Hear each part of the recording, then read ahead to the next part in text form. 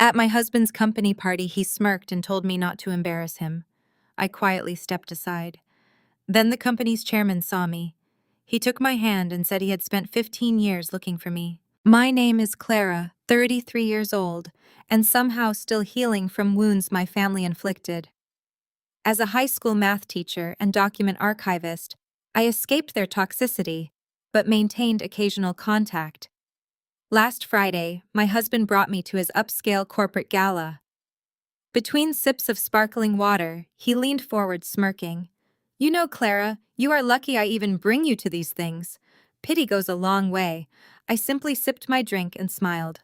That night I watched his entire career crumble and claimed the tech empire that rightfully belonged to me. Before I continue this story, let me know where you are watching from in the comments. Hit like and subscribe if you have ever had to stand up to people who underestimated your worth. The grand ballroom of the Waldorf Astoria was a sea of tailored suits and designer gowns. Zenith Tech was hosting its annual Innovation Gala, and the air hummed with the sound of clinking crystal and corporate ambition. I stood near the main entrance, pulling my out-of-season navy dress tighter around my shoulders. It was a modest garment I had bought on clearance 5 years ago, standing in stark contrast to the diamonds and silk swirling around me. My husband David suddenly grabbed my elbow. His grip was tight, his fingers digging into my skin as he aggressively pulled me away from the glowing chandelier and into the shadows near the swinging kitchen doors. He shoved a glass of cheap sparkling water into my hands, his face flushed with irritation. "Listen to me carefully," he hissed, his voice dropping to a harsh whisper. "My promotion to vice president is on the line tonight. Do not ruin this for me. Step back into the corner and stay out of sight. Your thrift store aesthetic is going to completely destroy my image." I looked down at my ink-stained hands, the result of spending my afternoon restoring some 18th century manuscripts. David noticed my gaze and scoffed loudly. "You are a glorified high school math teacher, Clara." He shook his head in disgust. "You smell like old books and chalk dust. I am trying to network with billionaires, and you look like the cleaning staff. Just stay hidden." I met his eyes, keeping my voice perfectly calm. "I am wearing this dress because we could not afford a new one, David. I pay the entire mortgage on my teacher salary while you spend your massive corporate income on tailored suits and luxury car leases. I literally paid off your sports car last week so it would not get repossessed." David let out a sharp, mocking laugh. "Image is an investment, Clara. You would not understand that because you have absolutely no ambition. You sit in your dusty archives and grade algebra papers all day. I am building a legacy. You should be grateful I allow you to share my last name." Before I could respond, a sudden hush fell over the expansive ballroom. The string quartet stopped playing. The heavy double doors at the main entrance swung open and Chairman Jonathan Pierce walked in. He was the billionaire founder of Zenith Tech, a 70-year-old titan of the industry who rarely made public appearances. He leaned heavily on a polished wooden cane, his sharp eyes scanning the room of eager executives. David immediately abandoned me by the kitchen doors. He smoothed his silk tie, plastered a bright, sycophantic smile across his face, and rushed toward the entrance. He shoved past 2 junior executives, desperately extending his hand to greet the chairman. "Mr. Pierce," David announced loudly, hoping to draw the attention of the entire room. "It is an absolute honor. I am David, the incoming vice president of the analytics division." Chairman Pierce did not even blink. He walked right past David as if my husband was completely invisible. David stood frozen, his hands still extended in the air, his face burning red with public humiliation. The chairman continued walking through the parted crowd. His gaze swept over the luxurious tables and the wealthy investors. Then he stopped. He was looking directly at the dim corner by the kitchen doors. He was looking at me. The entire ballroom held its breath as the billionaire slowly changed his direction. He walked straight toward my corner. As he got closer, his eyes locked onto my face and then dropped to my ink-stained hands clutching the glass of water. The polished wooden cane slipped from his grasp, clattering loudly against the marble floor. He did not bother to pick it up. Instead, he reached out with trembling hands and gently took my ink-stained fingers into his own. Tears welled up in his bright blue eyes, spilling over his weathered cheeks. "This hand," he whispered, his voice echoing in the absolute silence of the room. This exact handwriting. I have spent 15 years looking for you. You are Cypher. A collective gasp rippled through the crowd. David, realizing the chairman was speaking to me, panicked. He rushed over, grabbing my shoulder and trying to pull me away from the billionaire. "Mr. Chairman, please excuse her." David laughed nervously, sweat forming on his forehead. "You must be deeply mistaken. This is just Clara. She is my slow, socially awkward wife. She does not know anything about the tech industry. She just grades math tests." Chairman Jonathan Pierce slowly turned his head to look at David. The warmth in the old man's eyes vanished, replaced by an icy, terrifying glare. He stood up straight, completely ignoring his fallen cane. "Your wife," the chairman said, his voice ringing with cold authority, "is the anonymous architect of the exact algorithm your division is attempting to patent tomorrow morning." The silence in the grand ballroom was absolute. You could hear the faint hum of the air conditioning and the clinking of a dropped fork echoing from the back. David stared at the chairman, his mouth opening and closing like a fish out of water, unable to form a single coherent word. He looked back at me, his eyes wide with terror and confusion. I did not break his gaze. I simply stood there, my hands resting calmly at my sides. Before David could stammer out a defense, a sharp, grating laugh shattered the tension. It was my younger sister, Brittany. She pushed to the front of the crowd, the heavy diamond necklace around her throat catching the light of the chandeliers. At 31, Brittany had spent her entire adult life playing the role of the beautiful tech prodigy, a title our parents purchased for her. She positioned herself between the chairman and David, projecting her best camera-ready smile. "Mr. Pierce," she said, her voice dripping with artificial sweetness, "I think the evening is getting to you. You are clearly confused. My sister barely knows how to restart her home router. I am the lead developer on the Aegis project. I wrote the algorithm. It is perfectly normal for memory to slip at your age, but let us not ruin David's night with a dementia-induced hallucination right now." A collective gasp swept through the surrounding executives. Accusing a billionaire founder of dementia was a bold move, but Brittany had always relied on sheer audacity to bulldoze her way through life. My father Thomas immediately stepped up to support her. He puffed out his chest and shot me a glare filled with pure venom. "My daughter is right, Jonathan," my father announced loudly, making sure the investors could hear him. "Clara is a troubled woman. She has a history of making up fantasies to get attention. Brittany is the true talent in our family. We all know that." I felt a sharp pain in my left arm. My mother, Cynthia, had slipped through the crowd and seized me. Her manicured fingers clamped down like a vice, her acrylic nails digging into my bare skin through the thin fabric of my dress. She yanked me roughly toward the swinging kitchen doors, trying to drag me out of the spotlight before I could say another word. "Stop trying to steal your sister's spotlight like you did when you faked your college acceptance to Stanford," my mother hissed into my ear. Her voice was low, trembling with a terrifying familiar rage. "I told you to stay out of the way. Brittany wrote that algorithm, not you. You are going to march out the back door, get in a taxi, and go home before you ruin everything we have built for her." I looked down at her hand, gripping my arm. For my entire life, that exact grip had been the ultimate signal to submit. It was the grip that forced me to hand over my high school coding projects so Brittany could win the science fair. It was the grip that dragged me out of the room when the Stanford acceptance letter arrived in my name, the letter my parents subsequently burned while telling everyone I had forged it to sound smart. They had spent over a decade systematically gaslighting me, stripping away my achievements to construct a glittering pedestal for their golden child. But tonight, the fear that usually paralyzed me was completely gone. I did not shrink back. I did not apologize. I calmly reached over with my right hand and peeled my mother's fingers off my arm one by one. I dropped her hand as if it were something vile. Cynthia stumbled back, her eyes wide with shock.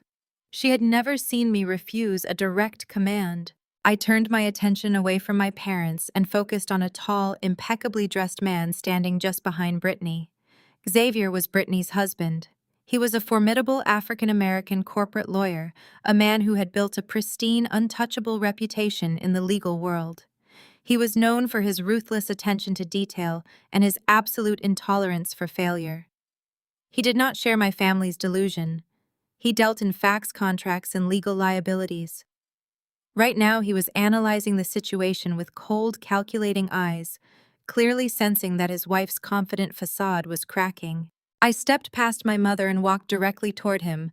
The crowd parted instinctively. I stopped a few feet away, looking straight into his eyes. "Xavier," I said, making sure my voice carried clearly across the silent ballroom. "As Brittany's legal counsel, you are the one who filed the paperwork for the Aegis algorithm patent yesterday afternoon. You put your personal legal reputation on the line to certify that the intellectual property belonged entirely to your wife." Xavier stiffened. His jaw tightened, and he gave a curt, almost imperceptible nod. He did not say a word, but I could see the wheels turning in his brilliant legal mind.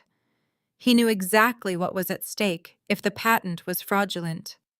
"Did you verify the core code of her patent application before submitting it to the Federal Registry?" I asked, tilting my head slightly. "Because if you ran a deep diagnostic on the foundation sequence, you would have found something very interesting." Brittany let out a loud, forced laugh, stepping in front of Xavier. "Do not listen to her, Xavier. She is just throwing out tech buzzwords she heard on television. She is trying to embarrass us." I ignored my sister entirely, keeping my eyes locked on her husband. "Xavier," I continued, my tone dropping to a low, precise cadence. "If you look at the 12th line of the foundational code, you will find a dormant self-destruct sequence. It is encrypted, but the activation key is very simple. The sequence is tied to my old high school locker combination, 31842. Xavier froze. His dark eyes flicked from my face to Brittany's suddenly pale complexion. He did not ask questions. He operated on evidence. Xavier reached into his jacket, withdrew his tablet, and accessed the secure portal where he filed the Aegis patent application 24 hours prior. His thumb swiped across the screen, scanning the underlying architecture of the code he had blindly trusted his wife to provide. The realization that his own spouse might have used him to commit federal intellectual property fraud visibly hardened his posture into cold granite. David recognized the immediate shift in power. His face flushed a mottled red, and his sycophantic smile morphed into a mask of pure panic. He frantically waved his arms at the two burly security guards stationed near the ballroom entrance. "Guards, get her out of here!" David shouted, his voice echoing shrilly over the murmurs of the wealthy guests. "My wife is having a manic episode. She is off her medication and prone to delusions. Please escort her out before she damages Zenith Tech property." "I am sorry, Mr. Chairman, her mental decline has been a burden on our family." The guards started moving forward, their heavy footsteps thudding against the polished marble floor. My mother stepped back, crossing her arms and nodding in feigned sympathy. But I did not wait for the guards to reach me. I turned on my heel and walked purposefully toward the elevated audiovisual control deck at the far end of the room. My sensible heels clicked sharply against the floor, a steady drumbeat cutting through the rising chaos. The DJ stood up in alarm, holding his hands out to stop my approach. I bypassed him completely, pushing his chair aside with one swift motion, and placed my hands firmly on the main master terminal. "You cannot be back here," the DJ protested. "Do not touch that," Chairman Pierce commanded from the center of the room. His voice carried the booming authority of a man who owned the building, the company, and the careers of everyone standing in it. "Let her type." The security guards froze. I cracked my knuckles, feeling the hum of the heavy processors beneath my palms. The LED screens wrapping the perimeter of the ballroom currently displayed the spinning logo of the Aegis project alongside Brittany's name in bold, glowing letters. It was a monument to stolen glory, funded by my exhausted teacher salary and built on my childhood brilliance. I brought up the console. My fingers flew across the mechanical keyboard, a flurry of keystrokes driven by years of suppressed frustration. I bypassed their superficial presentation layer and dove straight into the raw root directory of the algorithm they were proudly displaying. I located the encrypted core. A command prompt flashed onto the monitor demanding the master override key. I typed a 3, an 18, and a 42. I hit the enter key. The effect was instantaneous. The spinning Aegis logos on all 12 towering screens shattered into cascading green pixels. A loud electronic hum vibrated through the speakers as the interface collapsed completely. In its place, the true raw code flooded the displays. Lines of complex mathematics streamed downward like a brilliant digital waterfall, illuminating the shocked faces of the executives in an eerie emerald glow. The scrolling stopped. The code locked into place, freezing on the massive screens for the entire room to see clearly. At the center of the code, a distinct block of text highlighted itself in bright crimson. It was a digital watermark embedded directly into the foundational architecture of the program, impossible to fake and impossible to erase. The timestamp flashed in large text.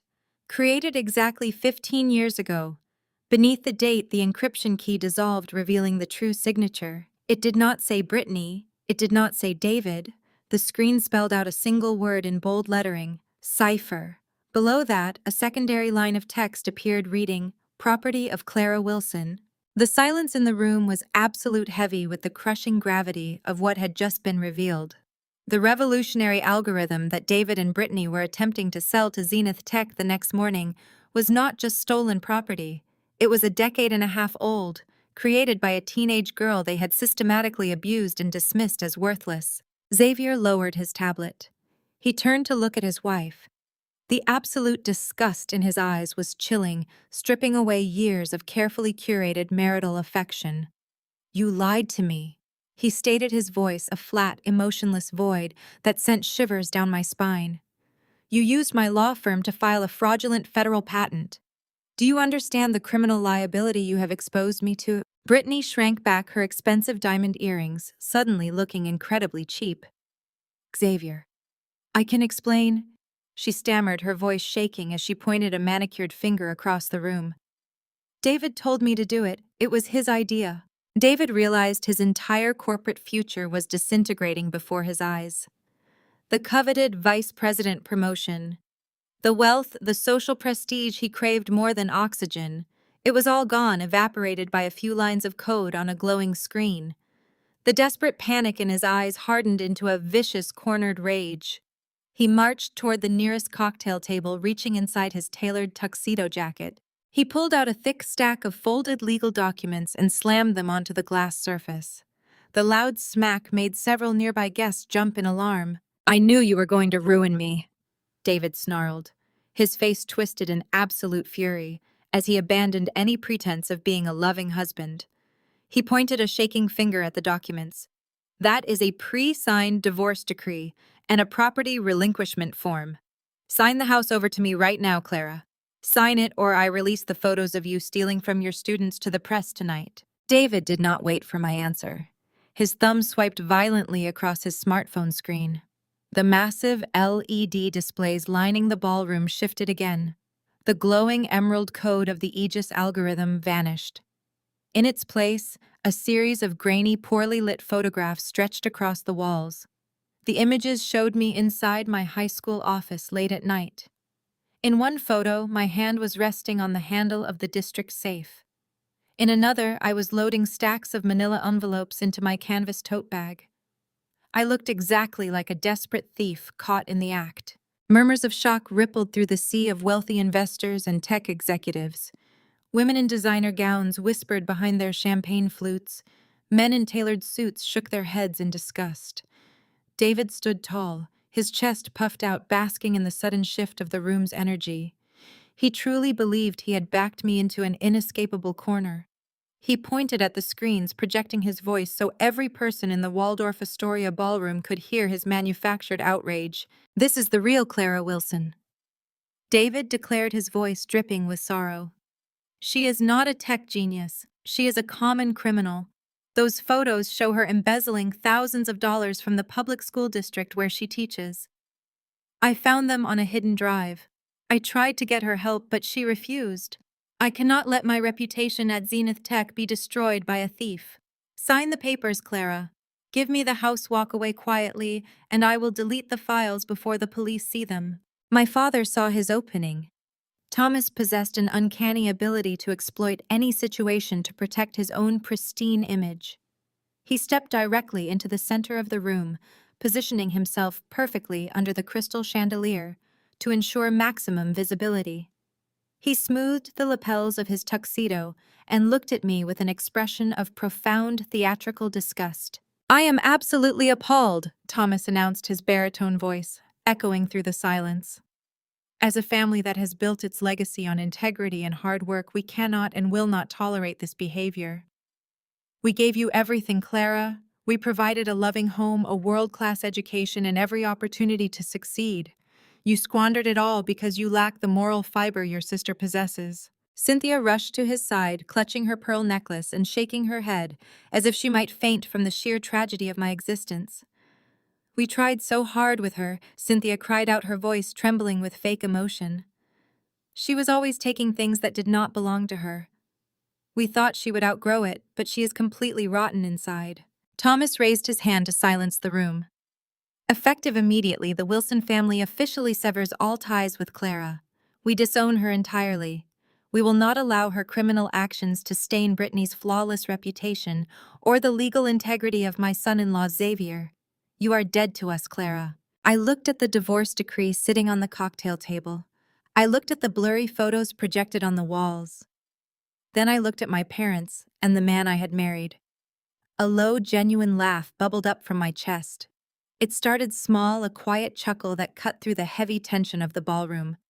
Within seconds, it grew into a full, resonant laugh. I threw my head back and laughed at the absolute absurdity of their performance. David frowned, his confident smirk faltering. Thomas's face turned a dangerous shade of crimson. "You think stealing from children is funny?" David barked, trying to regain control of his narrative. I stopped laughing and squared my shoulders.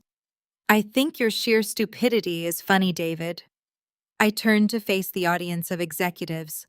Those photos were taken at 10 o'clock at night on a Tuesday last October. I was not breaking into the school safe. I was putting my own personal cash into the school's emergency fund envelope.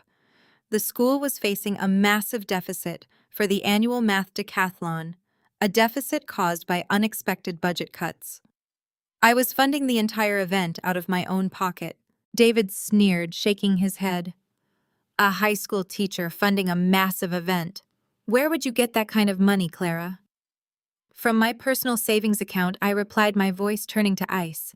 "The same personal savings account you completely drained 3 days later." The entire crowd of executives went completely dead silent. David swallowed hard, his eyes darting toward the exit. I took a step toward him. "Do you want to tell them about your hidden gambling debts, David?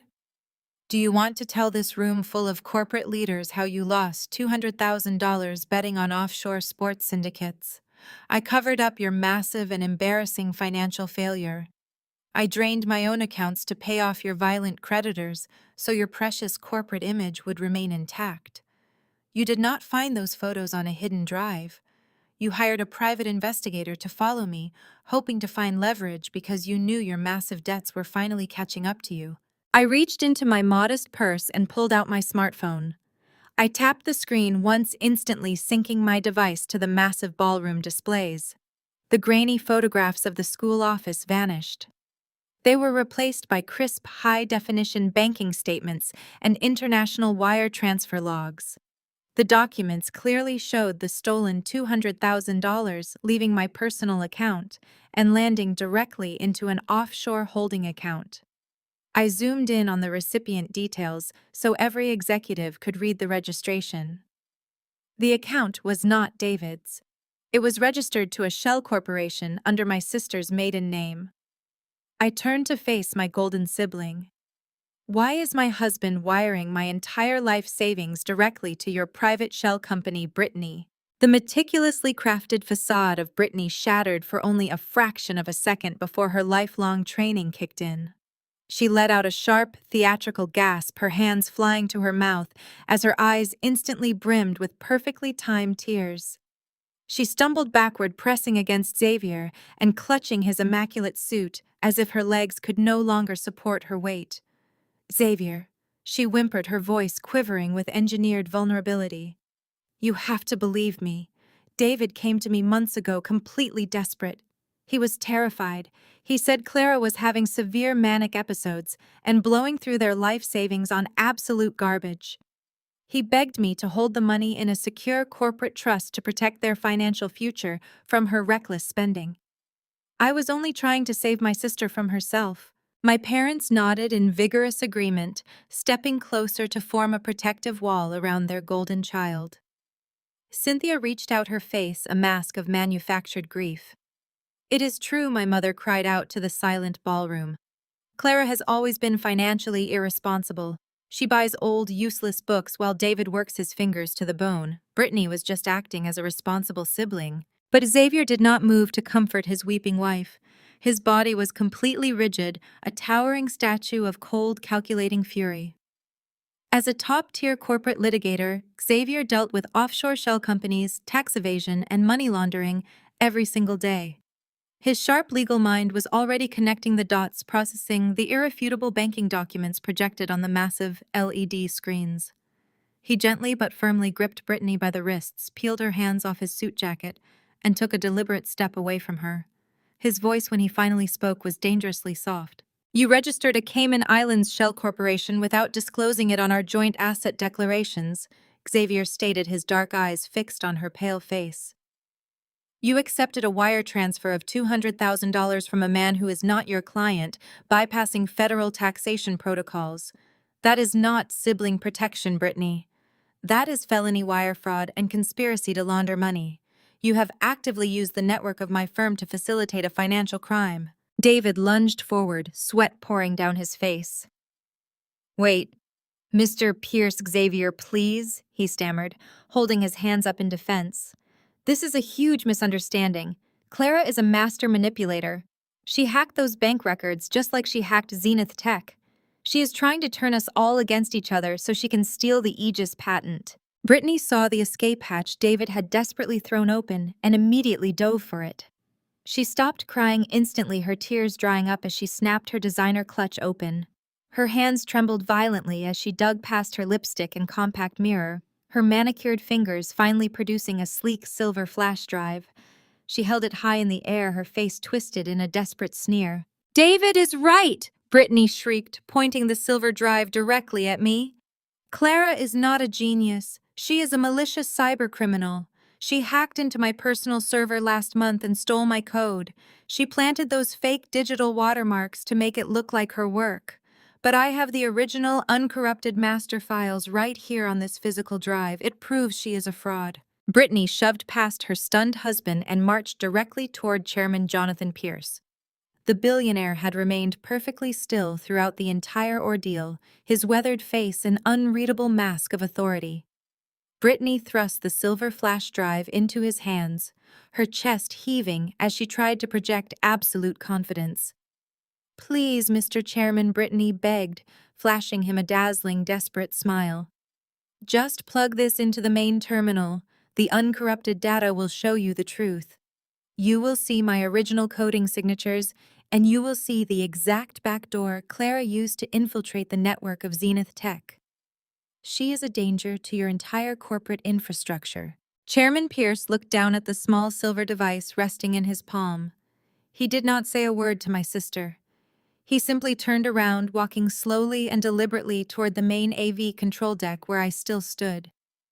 He bypassed the panicked DJ, stepped up to the master terminal, and held the drive up to the light for a brief moment. Then with a fluid motion, he inserted the silver flash drive into the primary USB port of the mainframe. Brittany let out a loud, triumphant breath, shooting me a glare of pure, malicious victory. She crossed her arms, waiting for her fabricated evidence to destroy me. David wiped his forehead, a sickly grin creeping back onto his face. My parents stood a little taller, preparing to bask in their golden child and her ultimate triumph over my pathetic existence. But the screens did not display lines of code. They did not show presentation slides or architectural diagrams. For 2 agonizing seconds, the massive LED displays wrapping the ballroom went completely black, plunging the elegant space into total darkness. Then a blinding, aggressive red light flooded the room. Every single screen ignited in a synchronized, pulsing crimson warning. The string quartet instruments crashed to the floor as the musicians scrambled backward. A deafening mechanical siren blared from the heavy concert speakers, shaking the crystal chandeliers above us. The luxurious atmosphere of the Zenith Tech Gala evaporated instantly, replaced by sheer vibrating panic as the wealthy investors covered their ears. Over the relentless wailing of the siren, a cold automated robotic voice boomed through the sound system, echoing off the polished marble walls with absolute terrifying clarity. Class A felony breach detected. Unauthorized and illegal commercial surveillance software deployed. Initiating immediate federal lockdown protocols. All exterior exits are now permanently sealed. Federal authorities have been notified and are currently en route to this location. Do not attempt to leave the premises under any circumstances. The heavy oak doors of the Waldorf Astoria Grand Ballroom slammed shut with a deafening, synchronized thud. The metallic clack of the electronic deadbolts engaging echoed over the wailing siren, sealing the room completely. Panic rippled through the crowd of billionaires, investors, and Zenith Tech executives. Men in tailored suits shoved against the immovable double doors while women in designer gowns clutched their pearls, their faces pale under the flashing crimson lights. Chairman Jonathan Pierce stood frozen at the audiovisual control deck, his hand still hovering over the terminal where he had inserted the silver flash drive. He did not look frightened. He looked absolutely lethal. He raised a single hand and his private security detail immediately moved into action, forming a barricade around the room's perimeter to prevent anyone from tampering with the exits. Brittany stared at the glowing red screens, her mouth open in a silent scream. She frantically pressed the keys on the terminal, trying to eject the drive, but the system had locked her out completely. She spun around to face me, her perfectly applied makeup streaked with genuine terror. "What did you do?" she shrieked, her voice cracking as she pointed an accusing finger at my chest.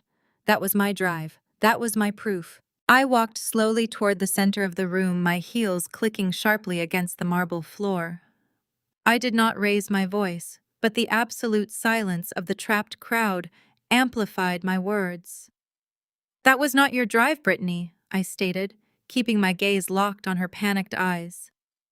"You left your designer clutch unattended on the dining table for exactly 3 minutes while you were busy schmoozing the Zenith Tech board members. I slipped your flash drive out and replaced it with an exact replica." David lunged forward, his face a mask of sweating desperation. "You planted a virus," he yelled, turning to the chairman.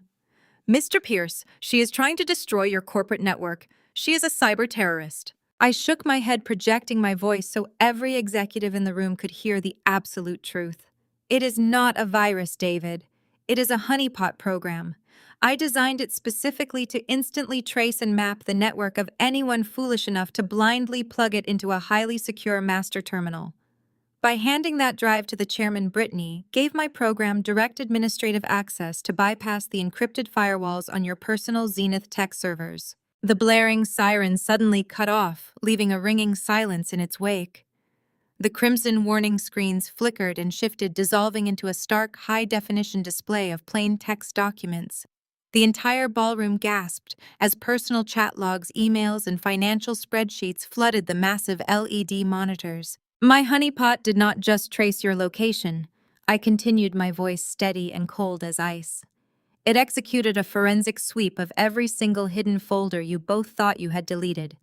It downloaded your entire digital footprint directly onto the chairman's secure device." I gestured toward the towering screens.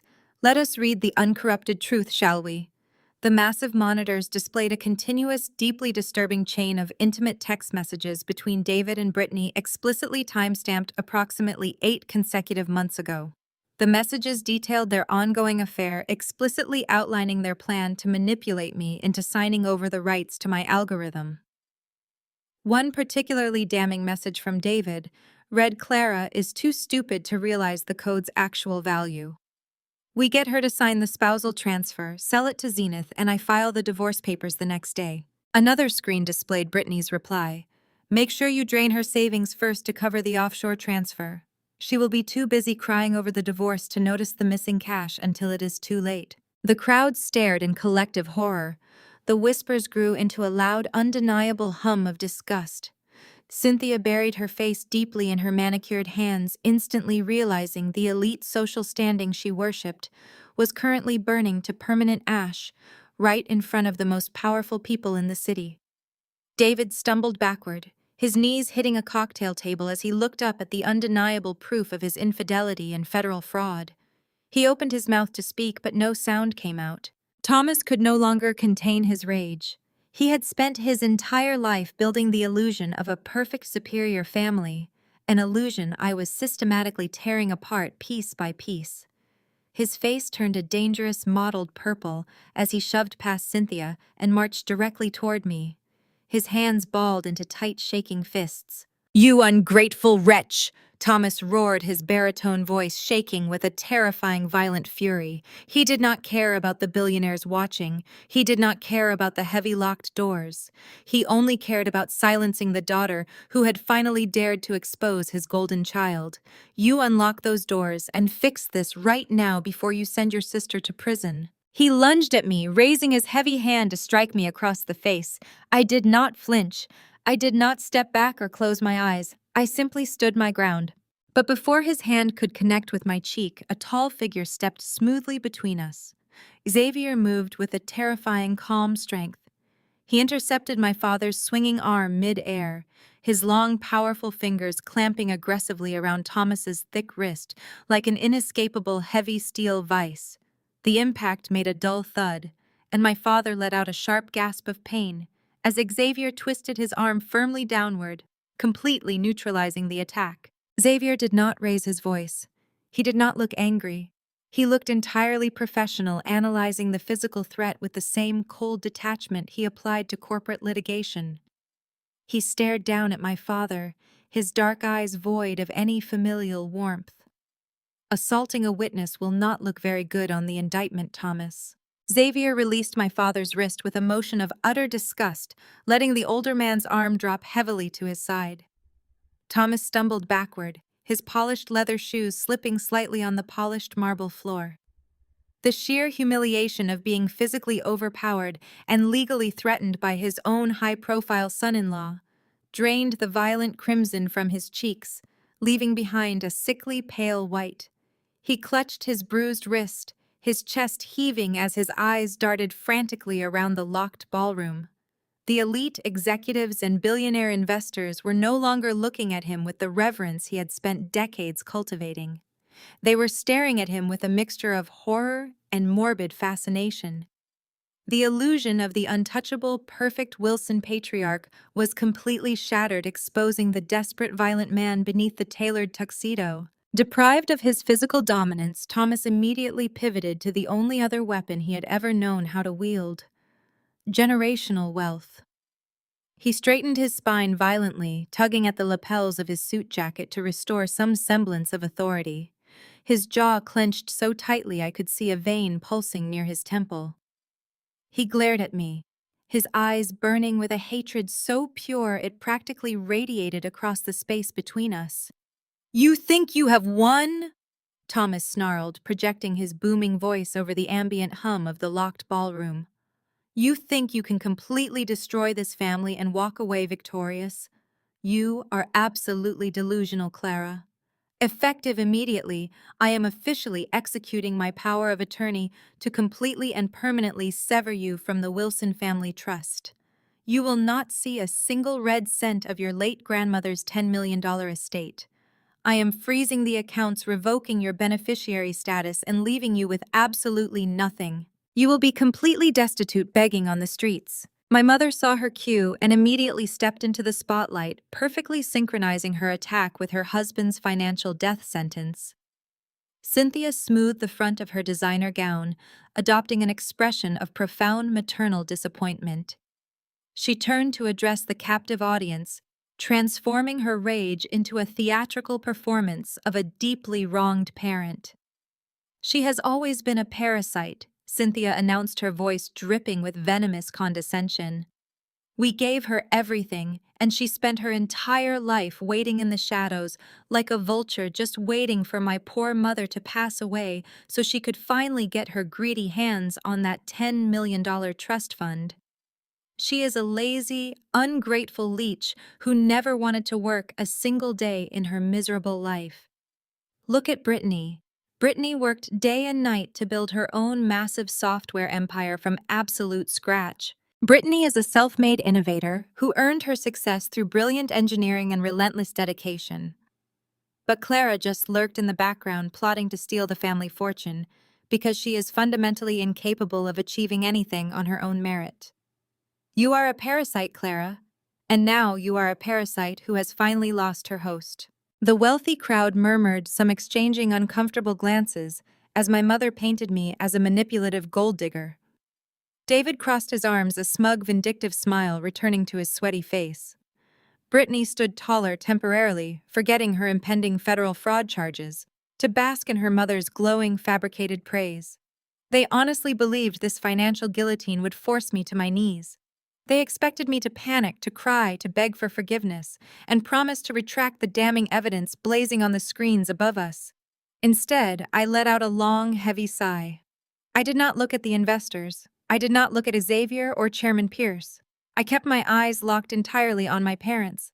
I slowly unclasped my modest, worn leather purse. I bypassed my phone, bypassed my keys, and reached deep into the bottom compartment. My fingers wrapped around a thick, heavy object. I pulled it out and held it up for the entire ballroom to see. It was a weathered, battered blue ledger, its binding cracked and its pages yellowed with age. My grandmother had entrusted this incredibly specific, highly detailed accounting book to me exactly 2 days before she unfortunately passed away. She had intentionally hidden it in a high-security safety deposit box that only my unique biological fingerprint could open deliberately, bypassing my father's sweeping legal authority. Thomas stared intensely at the blue ledger. The arrogant, smug confidence instantly vanished from his face, quickly replaced by a horrifying look of sheer, unadulterated terror. He knew exactly what I was holding in my hands. He took a tiny, involuntary step backward, bumping into Cynthia, who suddenly looked as if she had seen a terrifying ghost. You cannot cut me out of a family trust fund that has been completely empty for 5 consecutive years. Dad, I stated, my voice echoing through the silent room with absolute crushing finality. The $10 million Grandma left behind does not exist anymore. You selfishly drained every single penny of it. I flipped the heavy blue ledger open to a bookmarked page, holding it flat, so the harsh security lights perfectly illuminated the neat handwritten accounting columns. I did not raise my voice, letting the devastating facts stand entirely on their own undisputed merit. You drained the entire estate to cover up your massive, catastrophic financial losses in the overseas manufacturing sector. I continued, stepping closer to him. But $10 million was not nearly enough to plug the bleeding holes in your utterly failing company, was it, Thomas? You desperately needed significantly more capital to maintain your lavish fake lifestyle. I turned slightly slowly, shifting my focus from my terrified father to the imposing figure of Chairman Jonathan Pierce. Would you like to carefully explain to Chairman Pierce exactly why you used Zenith Tech's highly classified proprietary data algorithms as collateral to borrow an additional $10 million directly from the Russian mob? The silence that descended upon the Waldorf Astoria ballroom was absolute and suffocating. Not a single champagne flute clinked. Not a single silk gown rustled. The collective breath of every billionaire investor and executive was held captive by the sheer magnitude of the accusation I had just unleashed. Thomas stood frozen, his arms still suspended in the iron grip of Xavier, his face draining of whatever color it had left. The imposing patriarch of the Wilson family was reduced to a terrified, trembling shell of a man. I did not wait for my father to formulate a lie. I stepped forward and placed the weathered blue ledger onto the main audio-visual terminal. With a swift sequence of keystrokes, I activated the high-definition optical scanner built into the deck. Instantly, the crisp, magnified images of the ledger pages blazed across the massive LED displays lining the ballroom walls. The intricate handwritten columns of numbers and dates were now 10 feet tall, impossible for anyone in the room to ignore. I pointed to the main screen, allowing my voice to carry the weight of undeniable evidence. This is the true legacy of the Wilson family, I declared, looking directly at Chairman Jonathan Pierce. My father did not just squander my grandmother's $10 million trust fund on terrible investments. He lost it feeding a catastrophic, uncontrolled underground gambling addiction. When the trust ran completely dry 5 years ago, he desperately needed a new source of revenue to keep his violent creditors at bay, so he turned to corporate espionage. The screens shifted to the next page of the ledger displaying highly detailed transaction logs. The documents clearly showed massive systemic transfers of Zenith Tech's proprietary data, algorithmic frameworks, and classified user analytics. Beside each data transfer was a corresponding payment from a known rival tech conglomerate filtered through an intricate web of offshore shell companies. He was selling your most closely guarded corporate secrets, I explained, keeping my gaze locked on the chairman. But my father does not work for Zenith Tech. He needed a high-level inside man with administrative access to bypass the internal security protocols. He needed someone deeply embedded in the company who was also drowning in his own massive gambling debts. He needed David. David let out a strangled, pathetic gasp, collapsing onto a nearby chair as his knees buckled. The crowd of executives erupted into outraged gasps. The pieces were finally locking together for everyone in the room. My husband and my father had formed a desperate criminal alliance built entirely on mutually assured destruction and massive illegal debts.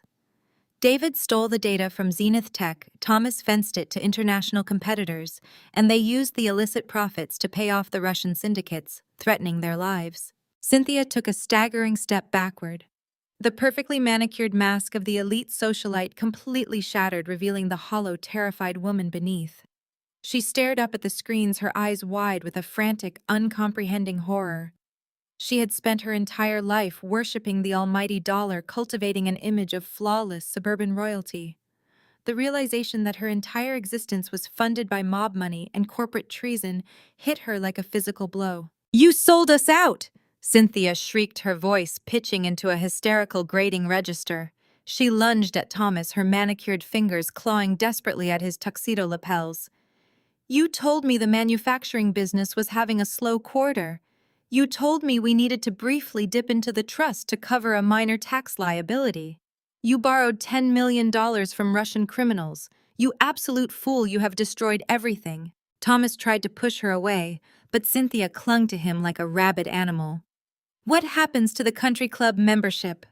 She wailed, tears of pure, selfish panic streaming down her face. "What happens to my board seat at the charity foundation? My designer accounts? The summer house in the Hamptons? You have made us a laughingstock.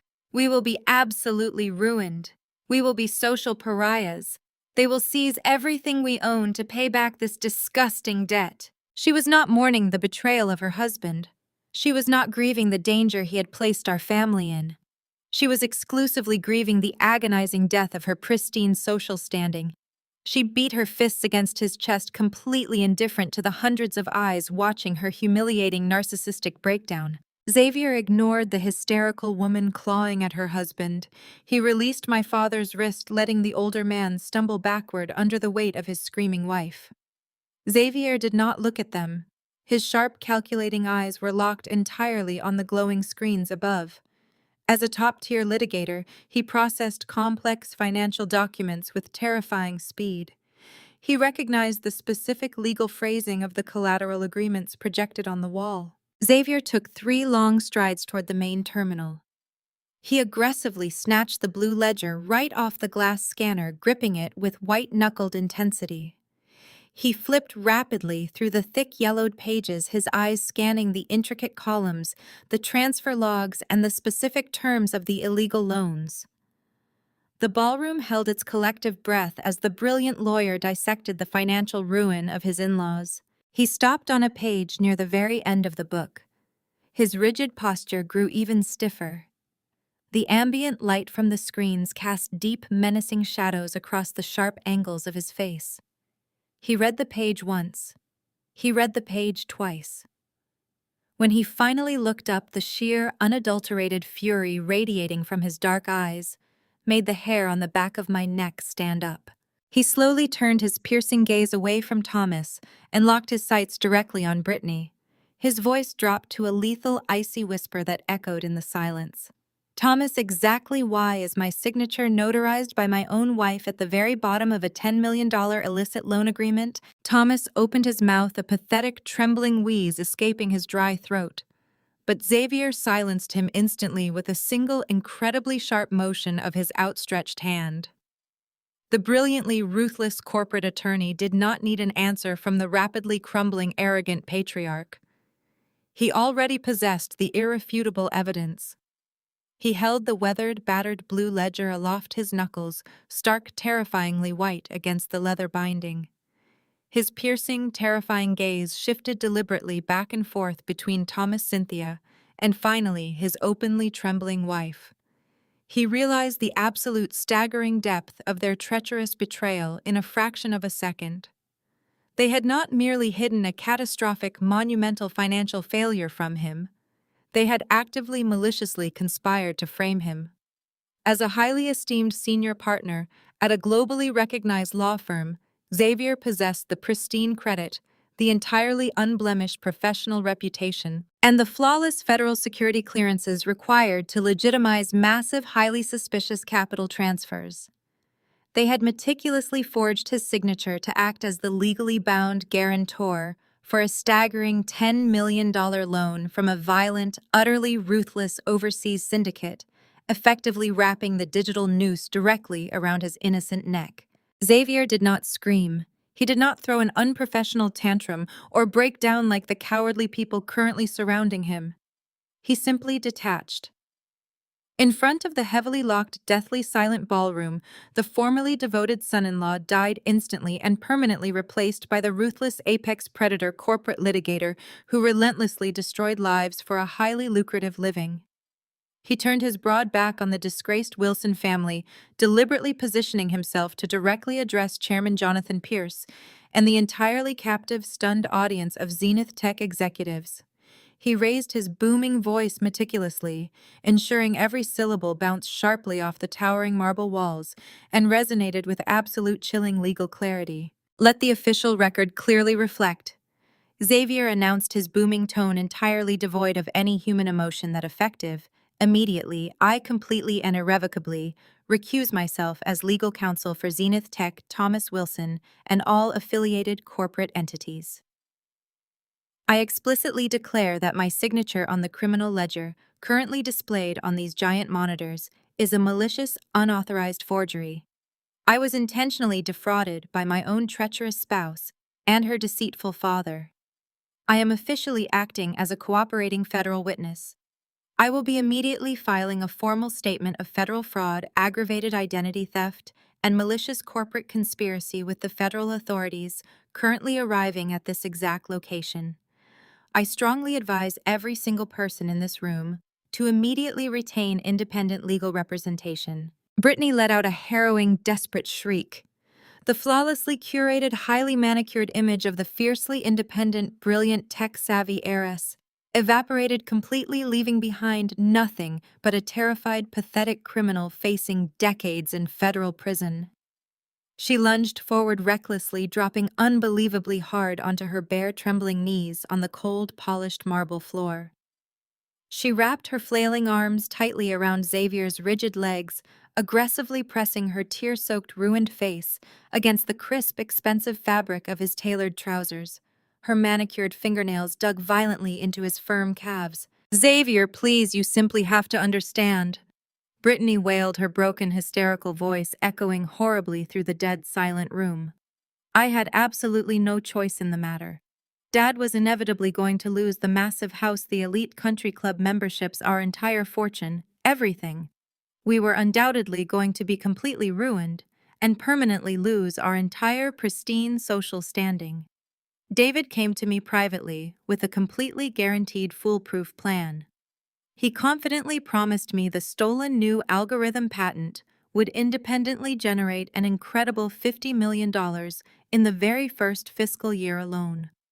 I only notarized your forged signature because David absolutely swore the upcoming highly anticipated Aegis patent acquisition would effortlessly pay the entire massive debt off completely before the violent syndicate ever came looking for their missing money.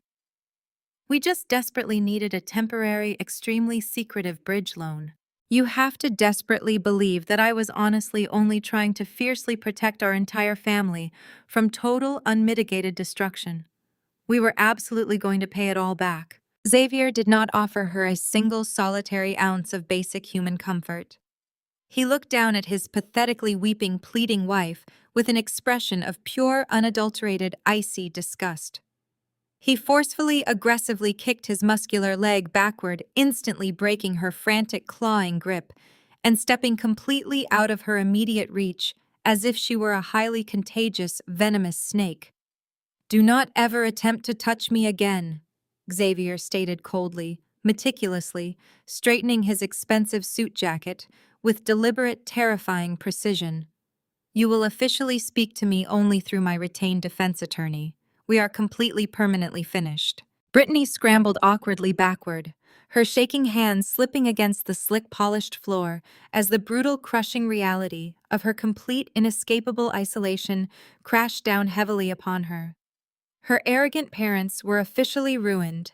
Her powerful husband was actively preparing to ruthlessly testify against her, and the heavily armed federal authorities were currently barricading the entire exterior of the lavish Waldorf Astoria. The deeply ingrained, selfish self-preservation instincts that fundamentally defined the Wilson family immediately flared to brilliant life. She quickly scrambled to her unsteady feet, aggressively wiping the running black mascara from her pale cheeks as her wild, desperate eyes locked fiercely onto her terrified accomplice. She thrust a violently shaking, accusing finger directly at my utterly frozen husband. "I will absolutely not take the massive federal fall for this disaster alone," Brittany shrieked, her piercing voice echoing with vicious, entirely self-serving malice. "It was all David's terrible idea from the very beginning. He desperately, urgently needed the massive illegal cash injection. He did not just need the money to silently cover his massive offshore sports betting losses. He desperately needed the vast amount of cash to quietly, illegally pay off the young woman he got pregnant. Tell them the entire truth about Valerie David." David's face lost every drop of color the instant the name Valerie left Brittany's mouth. He looked as though the polished marble floor had suddenly vanished beneath his shoes. The indignation he had paraded around all evening instantly collapsed into a pathetic display of desperation. He stumbled back from the audio-visual terminal, his hands waving wildly in the air as if he could swat the accusation away. He looked around the ballroom, his eyes darting between the investors, Chairman Pierce, and finally landing on me. A laugh escaped his throat. "She is lying," David shouted, his voice cracking as he pointed a finger at Brittany. "She is out of her mind. She just admitted to federal fraud and forging her husband's signature on a $10 million mob loan. She is backed into a corner and saying anything she can to save her own skin. There is no Valerie. I have no idea what she is talking about. Clara, you have to believe me. She is just trying to drag me down with her." I did not flinch. I did not raise my voice or react to his pleading. I stood unfazed in the center of the ballroom. I reached over to my left wrist and adjusted my watch, letting the silence stretch out. The contrast between David's panic and my composure made his guilt obvious to every executive watching us. I finally looked up from my watch and met his gaze. I did not need to raise my voice. The acoustics of the ballroom carried my words perfectly. "You are lying, David," I stated calmly. "I have known about Valerie for exactly 8 months. David froze, his jaw dropping open. The waving of his hands stopped mid-air. "You left a digital trail a mile wide." I continued, taking a step toward him. "You thought you were so clever using a secure messaging app on a secondary device, but you consistently logged into the shared home network. My honeypot program mapped your illicit communications the very first week you brought that hidden phone into our house. I have read every single message. I have seen every single transaction." I watched his chest heave as he struggled to draw breath. The billionaires and tech executives in the room leaned in, completely captivated by the systematic dismantling of his entire fraudulent life. "Do you remember our massive argument last December?" I asked, my tone conversational, but laced with absolute, lethal precision. I had worked 80-hour weeks for 6 straight months to finalize my algorithm. I was completely exhausted. I simply asked if we could take a modest 4-day weekend trip to the coast to recharge. Do you remember what you said to me? David swallowed hard, unable to force a single word out of his throat. I answered for him. You looked me dead in the eye and told me I was not working nearly hard enough. You explicitly said we could not afford a vacation because my algorithm was a pipe dream taking up too much time and generating zero revenue. You told me I needed to buckle down and sign the spousal transfer rights over to you so Zenith Tech could finally market it properly. You made me feel guilty for wanting 4 days of rest. I took another step closer, forcing him to retreat until his back hit a cocktail table. While you were standing in our kitchen calling me lazy and financially irresponsible, you were actively wiring $20,000 a month to a private escrow account, I said, projecting my voice so every person in the locked room heard the exact numbers.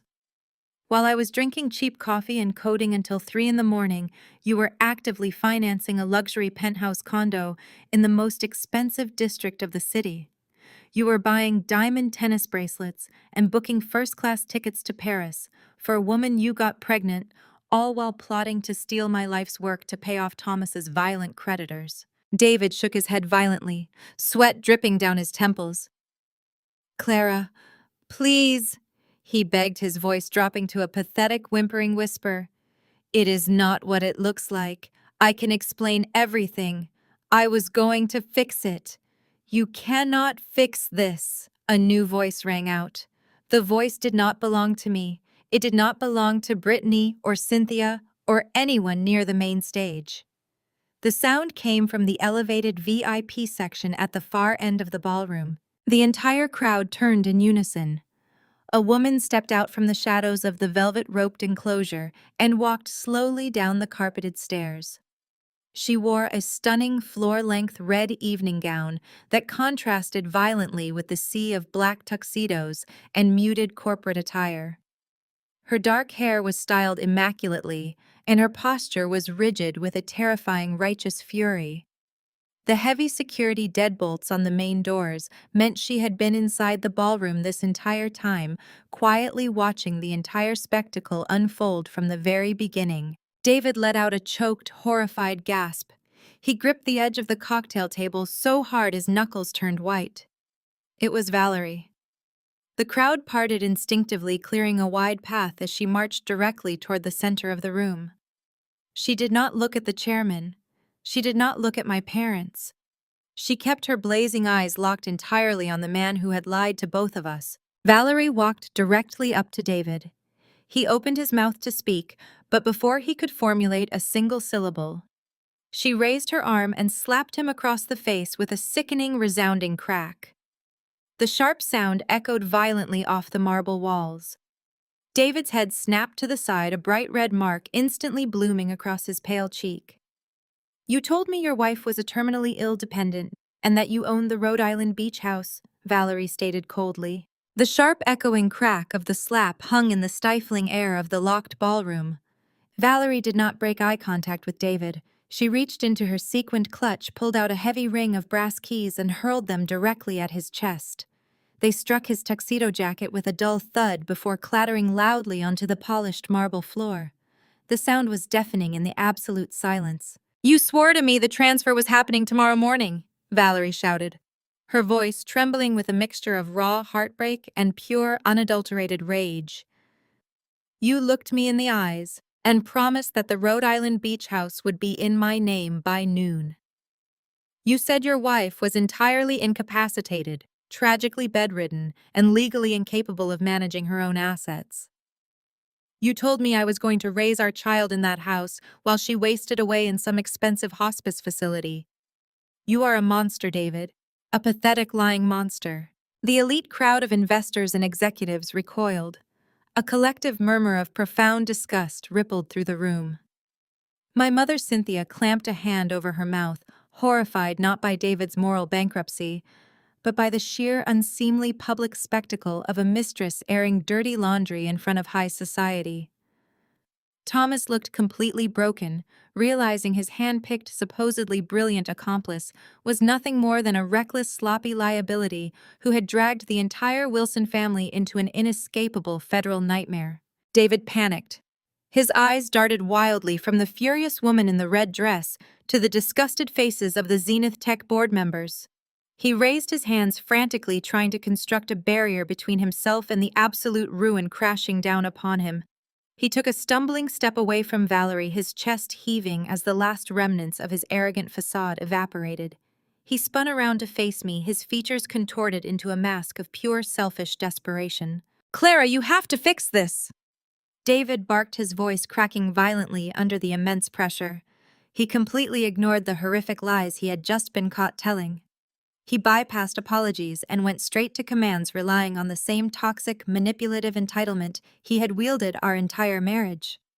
"You need to sign the Rhode Island property over right now. You are going to ruin my life. Do you understand what is happening here? I owe these people money. I owe Valerie the house. If you do not sign that deed over immediately, I am going to prison, Clara. You have to save me. Sign the property transfer." I looked at the sweating, desperate man I had once promised to spend my life with. He genuinely believed he could still bully me into submission. He honestly thought his panic would override my logic just as it had in the past. He expected me to sacrifice my own security to shield him from the catastrophic consequences of his own sociopathic choices. I did not raise my voice. I did not shed a single tear. I simply stared at him with absolute clinical detachment. I reached into my weathered leather purse for the second time that evening.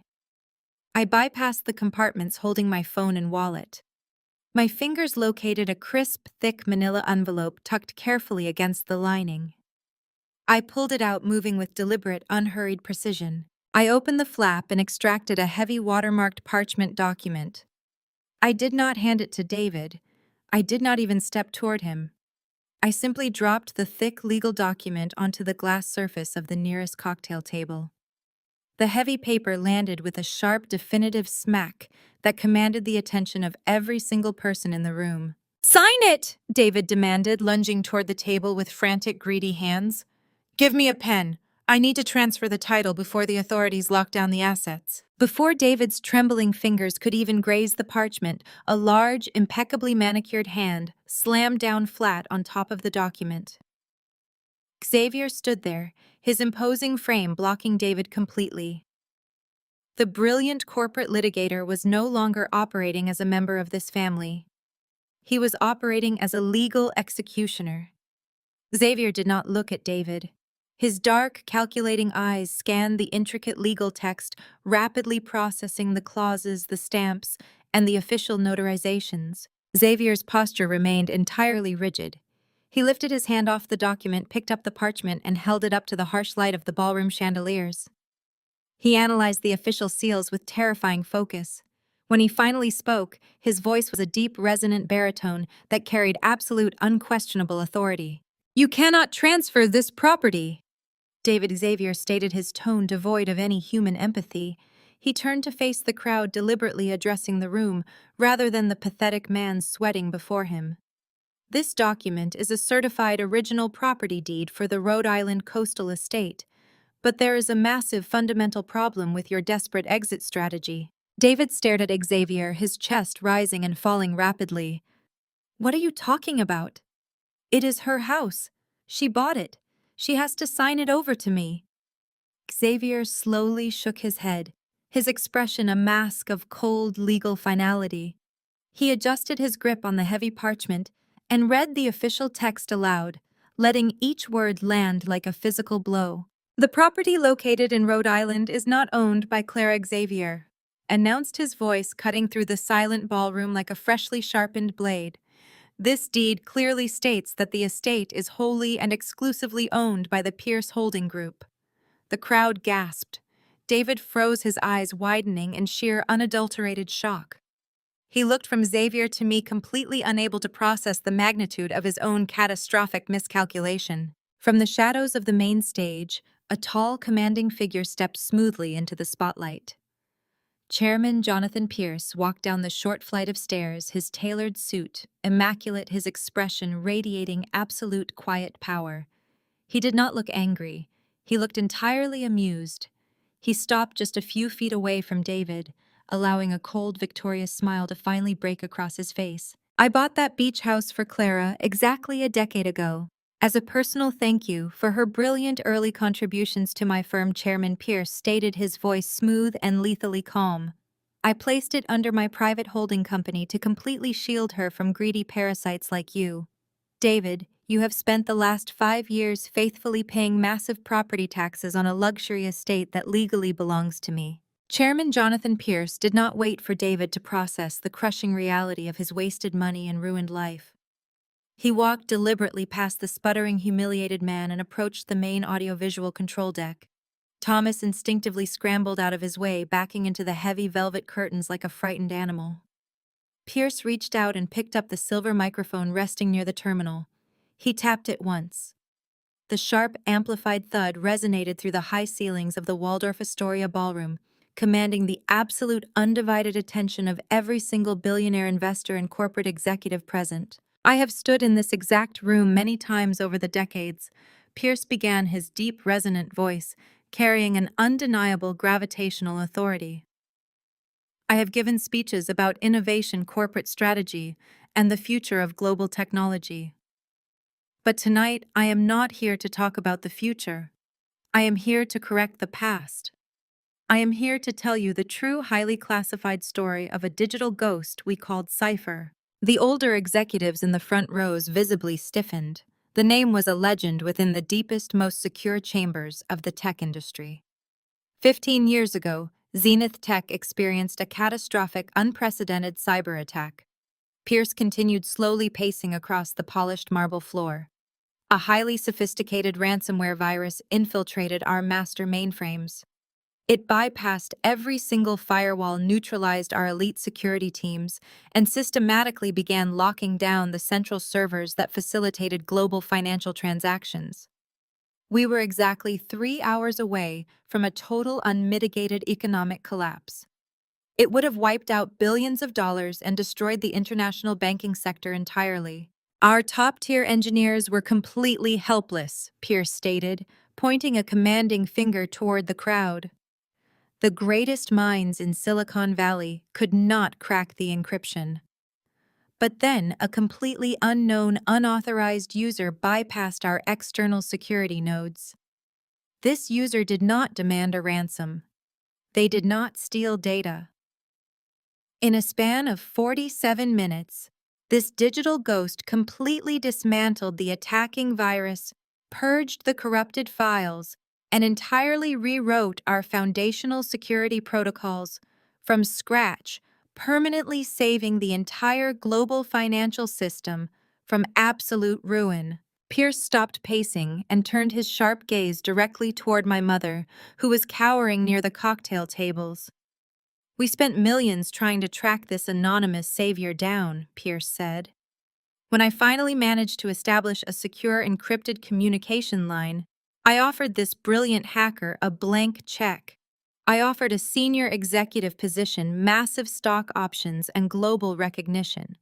The hacker explicitly refused all of it.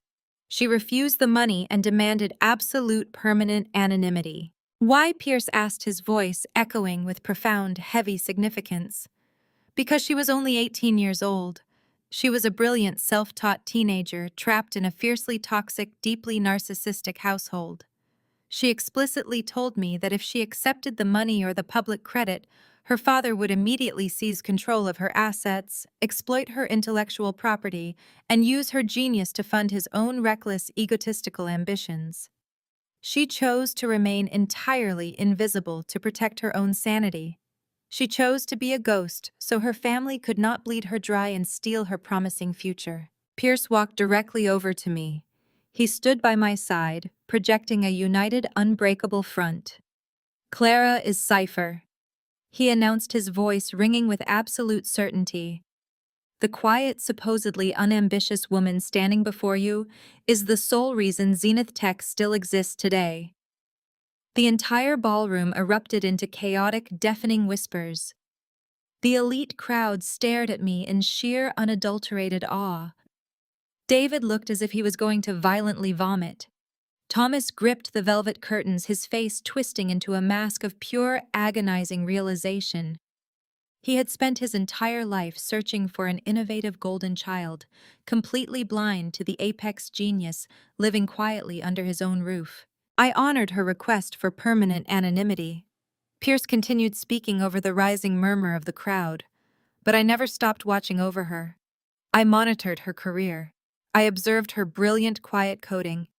3 years ago, when she married David and began developing her revolutionary new predictive algorithm, I stepped out of the shadows.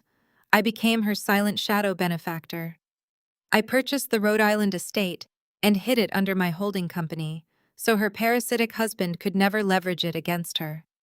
I actively secured the backdoor patents for her algorithm, guaranteeing that her intellectual property remained entirely and exclusively hers forever. I have been quietly, patiently waiting for the exact moment she was finally ready to cut the toxic, dead weight from her life and claim her rightful place at the absolute top of this industry. Pierce turned away from my disgraced family. His expression hardened into something entirely ruthless. He stepped right up to the edge of the stage, looming directly over the front row of plush seating. He stared down at the current board of directors, locking eyes with the most powerful men and women in the corporation. The executives shifted uncomfortably under his piercing, lethal scrutiny. "David and Thomas are not the only criminals stealing from this company," Pierce declared, his voice dropping to a dangerous, icy whisper that chilled the entire room. "You thought this honeypot program was only designed to catch a cheating husband and an embezzling father. You are completely wrong. I gave Clara full, unrestricted administrative access to our master servers. I used her brilliant forensic audit to meticulously scrub the entire corporate network from top to bottom. I have found the deep systemic rot hiding in my own board. I know exactly who facilitated the backdoor access. I know exactly who has been skimming off the top of our most profitable international accounts." Pierce raised his right hand, gesturing toward me with absolute unwavering conviction as the crowd watched. "Effective immediately, I am stepping down permanently from this position. Clara is now the new CEO of Zenith Tech." The absolute silence following Chairman Pierce's declaration was heavier than anything I had ever experienced. The words echoed off the gilded ceiling, vibrating with undeniable finality. I was the new Chief Executive Officer of Zenith Tech. The crushing weight of the secret I had carried since I was 18 years old finally lifted from my shoulders, replaced by an armor of pure power. I looked down at the board of directors sitting in the front row. The executives were paralyzed, realizing their silent auditor was now their ultimate judge. They were completely and entirely at my absolute mercy. David stared at me as if I had suddenly transformed into a terrifying alien entity. His eyes darted between Pierce, the board members, and my calm expression. I watched the realization crash into his fragile ego. I was no longer the quiet, obedient wife he could discard. I was a billionaire. I was the apex predator of the technology sector.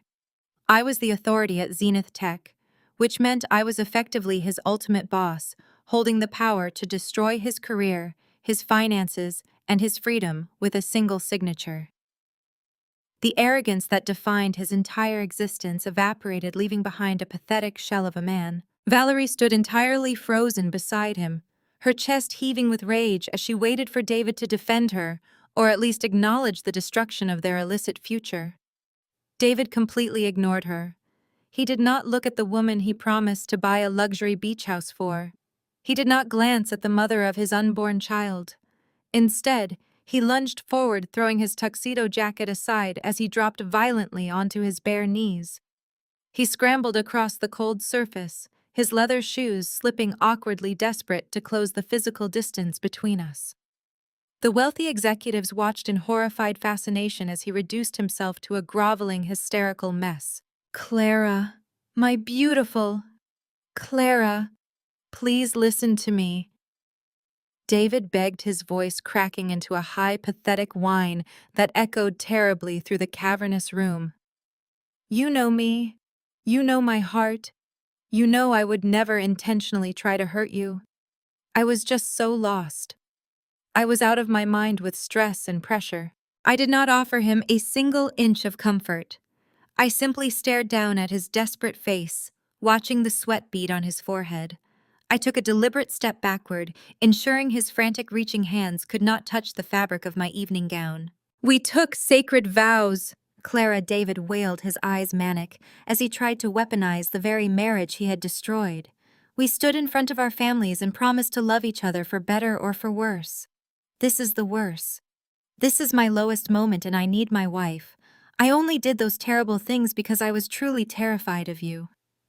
I was so intimidated by your brilliance. You were always so much smarter than me, so much more capable. I felt like a failure in my own home. I let my own pathetic insecurities drive me away from the best thing that ever happened to me. I was intimidated, Clara. Please, you have to forgive me." Valerie let out a sharp, disgusted sound from a few feet away, but David completely blocked her out. He pressed his hands together in a frantic, pleading gesture, tears welling in his red eyes as he played his ultimate emotional card. "Think about everything we survived together," David pleaded, his voice dropping into a whisper, designed to manipulate my empathy. "Think about 2 winters ago. Do you remember when I contracted that severe viral respiratory infection?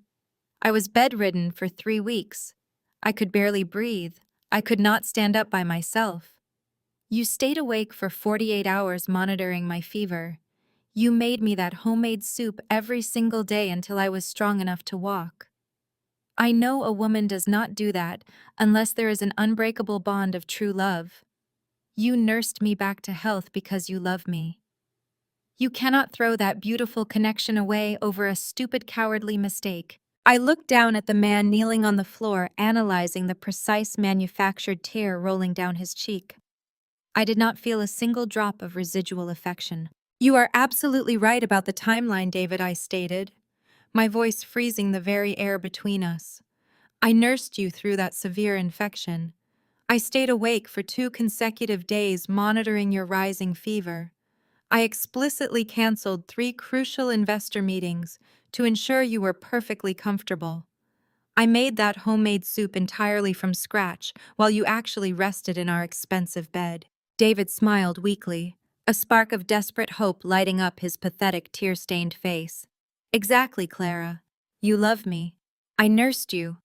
I continued, cutting him off with absolute ruthless precision while you were actively using your hidden secondary phone to text your mistress that my homemade soup tasted like poverty. The entire ballroom erupted in a collective gasp of shock. Valerie took a sharp step backward, her jaw dropping open as the magnitude of his cruelty was exposed to the world.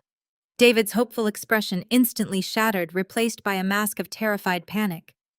"That is a complete lie," David shouted, scrambling blindly backward on his knees. "I never said that. I swear to you, I never sent anything like that. You are just trying to humiliate me." I did not argue with his frantic, hollow denial. I simply reached into the pocket of my tailored blazer and pulled out a small remote control. I raised my arm with deliberate calmness and pointed the device directly toward the audiovisual booth at the back of the room. "Would you like to hear exactly what else you said to her, David?" I asked, my voice carrying the cold finality of a judge delivering a death sentence. Play track 4. The heavy silence shattered the instant the overhead speakers crackled to life. High-fidelity audio flooded the cavernous space, bouncing off the marble pillars with absolute clarity. The voices echoing through the sound system belonged unmistakably to David and Brittany. The recording captured them speaking in hushed, conspiratorial tones, the background noise immediately recognizable as the distinct ticking of the antique grandfather clock in Thomas Wilson's private study. David's recorded voice sounded arrogant, completely devoid of the pathetic desperation he currently displayed on the ballroom floor. He laid out the timeline with chilling precision. He calmly explained how he was replacing my daily vitamin supplements with high-dosage sleep aids to induce chronic fatigue. He bragged about moving my personal items around the house to make me believe I was truly losing my grip on reality. Then came Brittany's voice, sharp and laced with malicious excitement. She outlined the legal mechanics of the plot. She detailed exactly which doctors on the Zenith Tech payroll could be bribed to sign a psychiatric evaluation. They were not just planning to steal my algorithm. They were actively conspiring to have me forcibly committed to an involuntary mental health facility. Brittany calculated the financial windfall. Once Clara is locked in a residential ward, Brittany said you file for emergency medical conservatorship. You get control of her residual teaching pension to cover your offshore betting debts. I will officially patent the algorithm under my own corporate entity tomorrow morning. She will be heavily medicated and completely isolated. No one will believe a single word a committed psychiatric patient says. The sheer depravity of the conversation paralyzed the audience. The recorded David laughed a cruel, mocking sound that sealed his fate. He agreed to the terms, confirming he had already drafted the conservatorship paperwork and forged my initials on the preliminary medical waivers. I pressed the small button on my remote, killing the audio feed. The abrupt silence that followed was suffocating. Every single person in the Waldorf Astoria ballroom turned to look at the people responsible for this monstrous scheme. The collective disgust was palpable, a physical force pressing down on the disgraced family. The billionaires, venture capitalists, and tech executives did not shout. They did not hurl insults. They delivered a far more devastating punishment. Moving with synchronized precision, the elite guests physically turned their backs on the Wilson family. It was a silent, absolute excommunication from polite society and the global business community. Hundreds of powerful individuals shifted their posture, presenting a solid wall of tailored suits and evening gowns to the criminals trembling in the center of the room. David remained frozen on his knees, his mouth opening and closing like a suffocating fish. Valerie stared at him with pure revulsion, taking a deliberate step backward to join the wall of guests, turning away from him. Cynthia collapsed into a nearby chair, burying her face in her hands as the social standing she worshipped completely disintegrated before her eyes. Brittany stood paralyzed, her designer gown suddenly looking like a prison uniform as the reality of her recorded confession sunk in. Thomas Wilson, however, did not freeze. The patriarch of the disgraced family recognized that his entire empire was burning to the ground. He realized the room was full of witnesses, investors he had defrauded, and a newly appointed chief executive officer who possessed every single piece of evidence needed to bury him. The self-preservation instinct that defined his ruthless career kicked in. Thomas backed away from the stage, his eyes darting wildly toward the grand mahogany doors at the far end of the ballroom. He kept his head down, trying to blend into the shadows along the perimeter of the room. He abandoned his wife. He abandoned his daughter. He abandoned the son-in-law he manipulated into doing his dirty work. Thomas moved with surprising speed for a man his age, desperately making a break for the main exit. He reached the heavy brass handles of the doors, his hands shaking as he gripped the metal. He shoved his weight against the wood, expecting the doors to swing open and grant him access to the busy Manhattan streets where he could disappear into the night. The doors did not budge. Two massive, broad-shouldered security guards stepped out from the alcoves flanking the exit. They wore dark suits and earpieces, their expressions carved from stone. They moved simultaneously, stepping directly in front of the heavy mahogany doors and crossing their arms over their chests.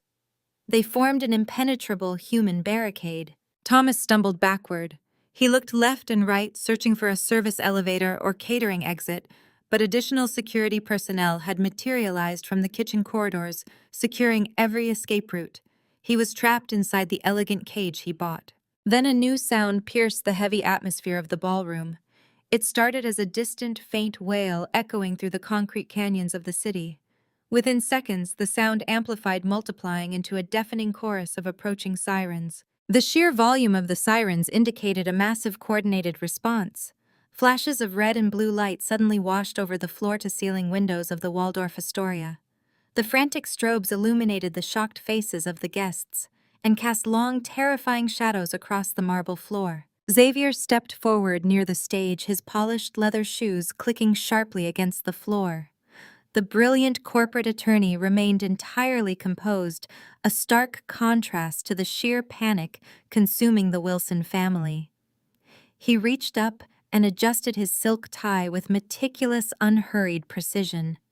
He looked directly at Thomas, who was visibly shaking near the barricaded doors, and then at David, who was still weeping pathetically on the floor. "I took the liberty of calling the FBI," Xavier announced, his voice smooth, commanding, and utterly devoid of mercy. "Financial fraud across state lines is a federal matter. The agents currently surrounding this building have federal warrants for your immediate arrest.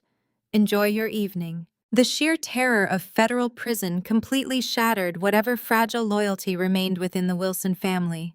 The devastating reality of their impending doom crashed down upon them. Thomas slumped heavily against the solid mahogany doors. His chest heaved rapidly as he realized his expensive corporate lawyers could not save him from a coordinated raid. David was hyperventilating on the floor, his hands gripping his hair in absolute despair. Brittany stood frozen, staring blankly at the flashing emergency lights as her stolen legacy evaporated into the night air. But it was Cynthia who reacted with the most breathtaking display of ruthless survival. The matriarch of the family, the woman who had spent decades orchestrating every social interaction and micromanaging our public image, took one look at the federal agents gathering outside the glass doors and completely snapped. She did not rush to comfort her favored golden child. She did not stand beside the husband who had funded her extravagant lifestyle. Instead, Cynthia lifted the hem of her beaded evening gown, stepped directly over David and his groveling form, and practically sprinted across the polished marble floor toward me. She collapsed at my feet in a theatrical heap of expensive silk and glittering diamonds. It was a performance worthy of a stage, complete with perfectly timed racking sobs that shook her entire frame. "Clara, my darling girl," Cynthia wailed, reaching out to grasp my ankles. "You have to stop them. You have to tell those agents there has been a terrible misunderstanding. You cannot let them take your own mother away." I stared down at the woman who had birthed me, feeling absolutely nothing. I did not move. I did not offer her a hand. I let her stay exactly where she belonged. Cynthia looked up, tears streaming down her carefully lifted face, her eyes wide with manufactured desperation. "You know, I never wanted any of this to happen," she cried, her voice echoing in the silent room. "You know Thomas forced me to go along with his horrible schemes. He controlled our finances, Clara. He controlled every aspect of my life. He made me treat you poorly to elevate Brittany. He threatened to leave me penniless if I did not follow his exact orders. But I always loved you best. You were always my special, brilliant girl. Please, you have to call off the police. Do it for the mother who always secretly championed you in the dark." The audacity of her lie was almost impressive. She was willing to completely destroy her husband, to save her own skin, weaponizing a maternal bond that had never actually existed. I looked at Thomas, who was watching his wife betray him with a look of pure, unadulterated hatred. Then I looked back down at Cynthia. She reached out again, her fingers digging into the fabric of my dress. "I protected you from him," Cynthia screamed, her voice taking on a frantic, hysterical pitch as she tried to force her revised history into existence. "You do not even know the half of what I did to keep you safe from his wrath. I protected you. I hid your college acceptance letter so he would not tear it up. He was so furious that you got into Stanford and Brittany did not. I intercepted the mail to save you from his physical rage. I hid it to protect your fragile feelings." I stepped back, forcing her hands to drop away from my dress. The air around us grew ice cold. "You hid my acceptance letter." I stated, my voice projecting clearly over the murmur of the horrified crowd, "so you could forge my signature on the official rejection response, ensuring Brittany was the only one who went to college." Cynthia gasped, her tears instantly drying up as the blood drained from her face. She froze, her hands hovering in midair. "You did not protect me from anything." I continued, my words striking her like physical blows. "You stole the Stanford acceptance packet out of the mailbox. You meticulously forged my handwriting to decline the admission offer, and then you personally mailed it back to the admissions office. You orchestrated that entire devastating lie to ensure Brittany was the only daughter who went to a prestigious university. You sacrificed my entire academic future because you could not stand the thought of the family scapegoat outshining your manufactured golden child." The high society guests murmured in absolute revulsion. Stealing corporate funds was one thing, but destroying a young academic future out of pure malicious vanity crossed a line that shocked even the most ruthless billionaires in the room.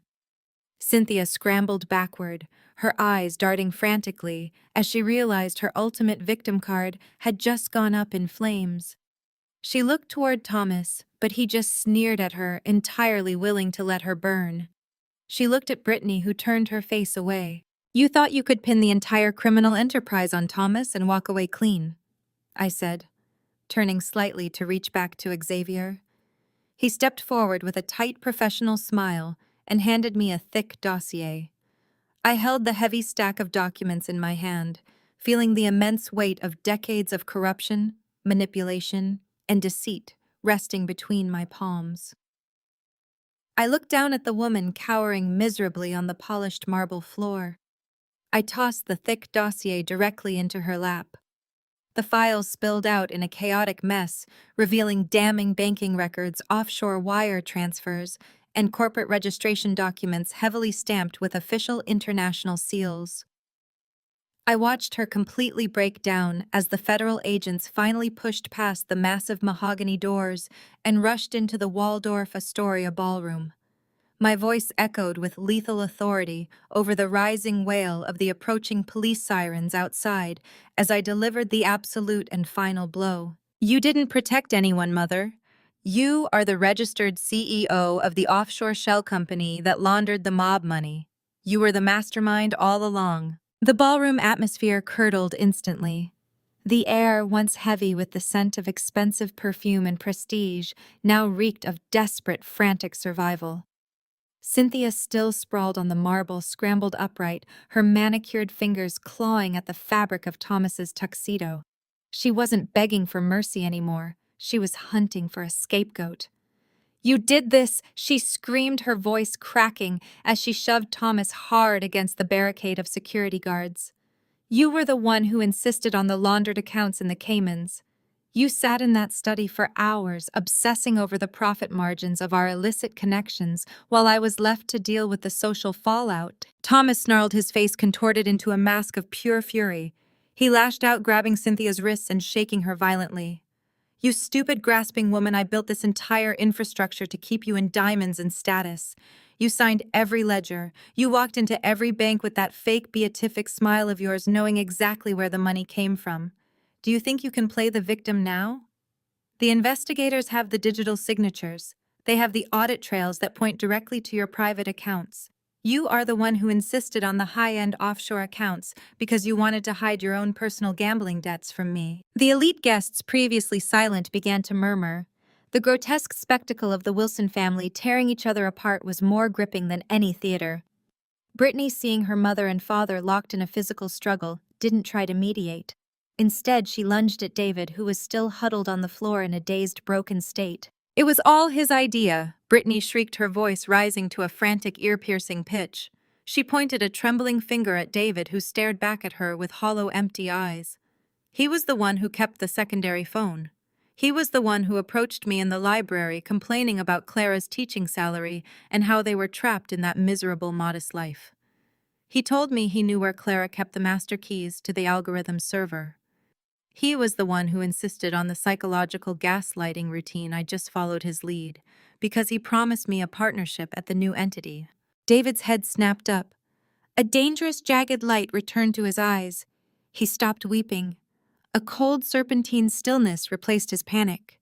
He climbed to his feet, ignoring the state of his torn tuxedo, and looked down at Brittany with a predatory grin. "Partnership," David mocked, his voice smooth and terrifyingly calm. "You mean the partnership where you planned to cut me out the moment the patents were filed? I have the emails, Brittany. I have every single correspondence where you discussed how you'd use the patent to squeeze me out of the firm entirely. You were never going to help me. You were using me as the fall guy for the medical fraud just in case Clara actually caught on to the medication schedule. You told me, and I quote, that if the conservatorship failed, you would frame me for the unauthorized server access." The ballroom was now a cacophony of confession and accusation. It was a beautiful, chaotic implosion of a family that had spent years presenting a united front of moral superiority. They didn't see the crowd.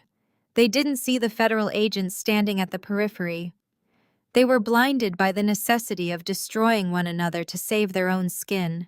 Thomas tried to shout them down, his voice gravelly and exhausted, but he was drowned out by the accusations of his own kin. I was the one who kept the mob payoffs regular. Thomas yelled, his voice desperate. I did it to keep the company afloat when our venture capital dried up. You are all ungrateful, mediocre parasites who would have been destitute without my vision. Every one of you is going down because you lack the discipline to hide your tracks. Clara stood at the center of the stage, an immovable monolith of serenity. The chaos swirling around her felt like a distant storm. She didn't blink. She didn't flinch. She observed the disintegration of the Wilson legacy with the cold, detached interest of a scientist studying bacteria in a petri dish. She had spent years feeling like a ghost in her own house, forced to listen to these very people talk down to her, dismiss her intellect, and exploit her genius. Now they were begging for her attention, screaming their secrets in a frantic race to see who could provide the authorities with the most damaging information about their own blood. Xavier, the lawyer who had orchestrated the final act, moved through the screaming crowd with the grace of a predator walking through tall grass. The shouting family members parted instinctively, sensing that the attorney held the final instrument of their destruction. Xavier stopped directly in front of Clara, his posture perfect, his expression radiating absolute icy confidence. He reached into the breast pocket of his suit and withdrew a single heavy sheet of paper embossed with a high-security watermark. He held it out to Clara with a polite, deferential bow. As my final act as a free man's lawyer, he said, his voice cutting through the hysteria like a razor, I present you with this. It destroys Brittany's last line of defense. Clara took the paper. She didn't need to read it. She already knew what it was. It was the original untampered legal document that proved Brittany had never even finished her qualifying examinations. The entire doctorate she used to secure her position at Zenith Tech was a complete, fabricated lie. With this single document, her entire career would not just be invalidated, it would be categorized as a criminal fraud. Clara looked up, her gaze locking onto Brittany, who stopped screaming and fell silent, sensing the final blade descending toward her neck. Clara unfolded the heavy paper.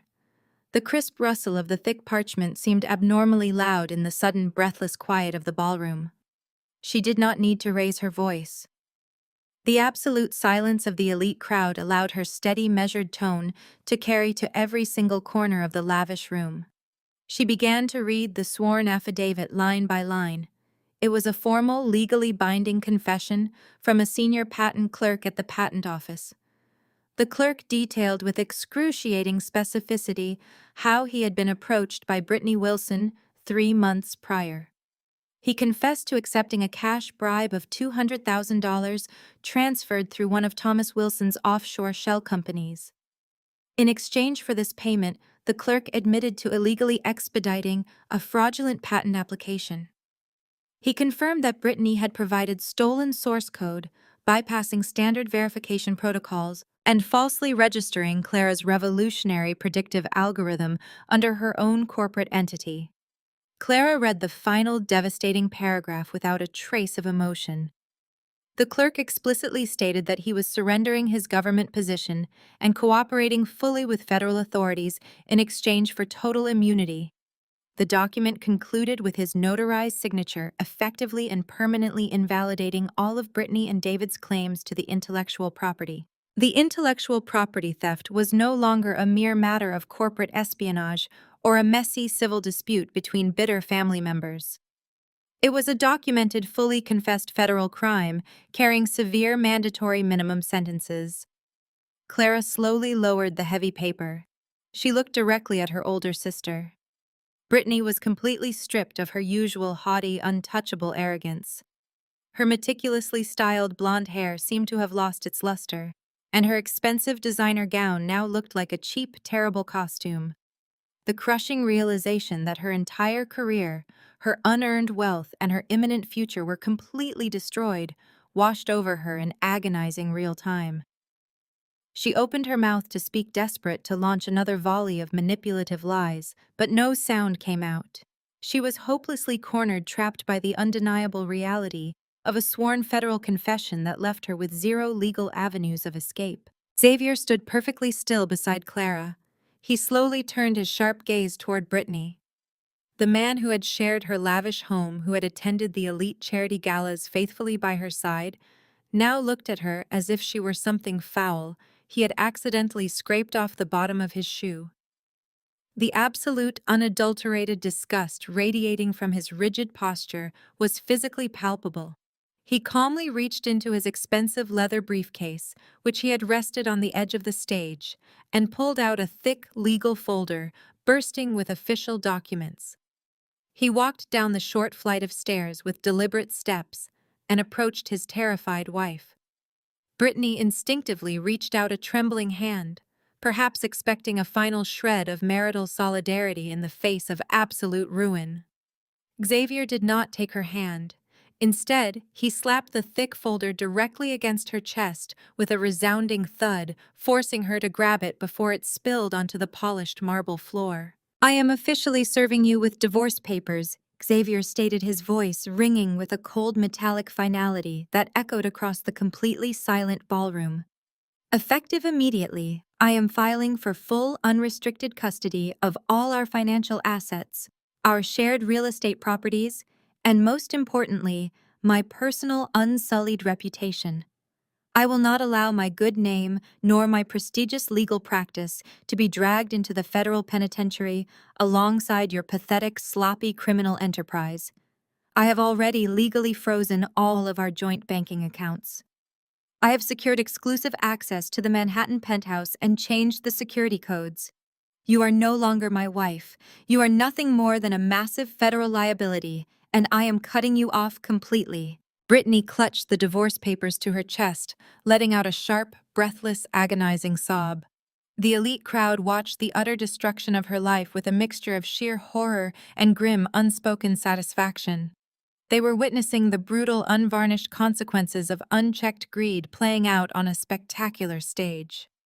Meanwhile, David recognized the absolute finality of his bleak situation. The agents were clearly visible through the glass doors, moving aggressively into the main lobby of the Waldorf Astoria. They were speaking with the hotel management, flashing shiny badges, and systematically securing the perimeter to prevent any escapes. The front exit was completely impassable. His forged plot was entirely exposed to the world. His hidden offshore accounts were undeniably tied to Cynthia's massive money laundering scheme. He was facing decades in federal prison without a shadow of a doubt. Blind panic consumed his last remaining shred of rational thought.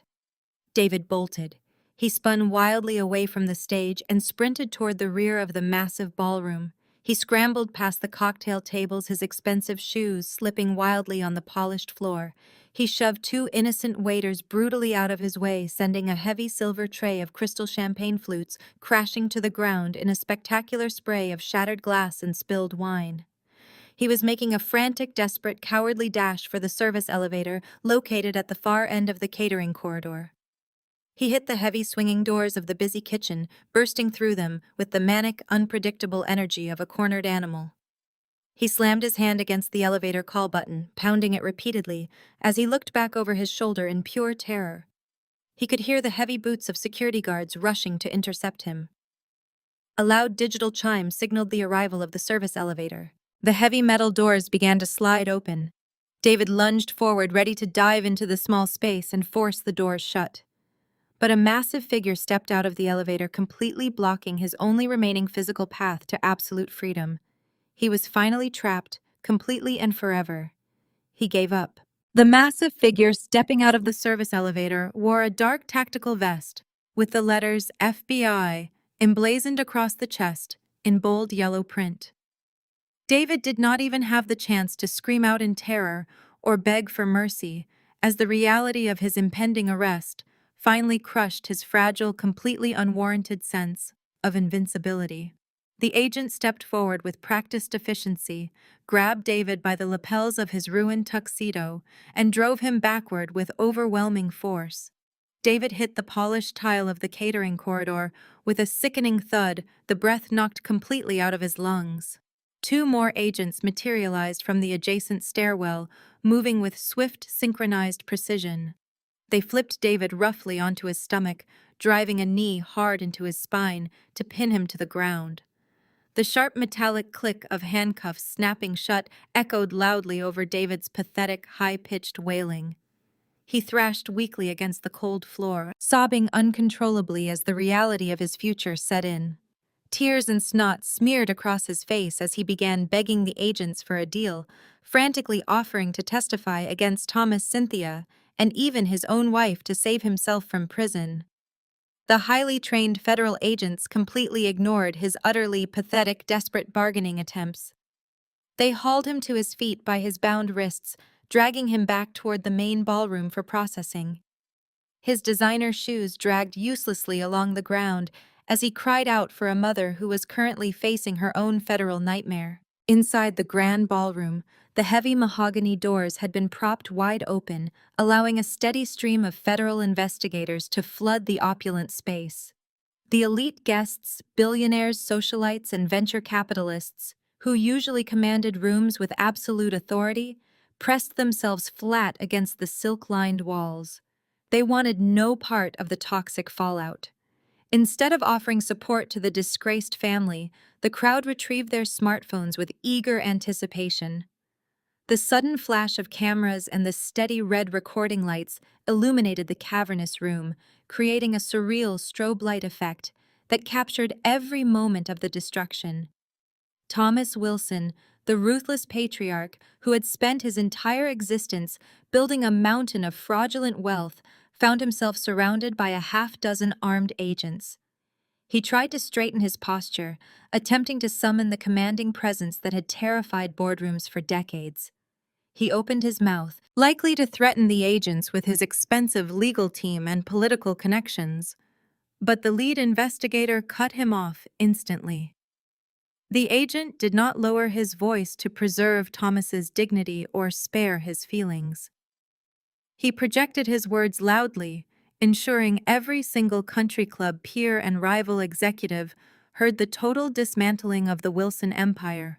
"You have the right to remain silent," the agent boomed, grabbing Thomas roughly by the shoulder and spinning him around to secure his wrists. "Anything you say can and will be used against you in a court of law." Thomas's face flushed a deep, dangerous purple, the veins in his neck bulging as the cold steel locked around his wrists.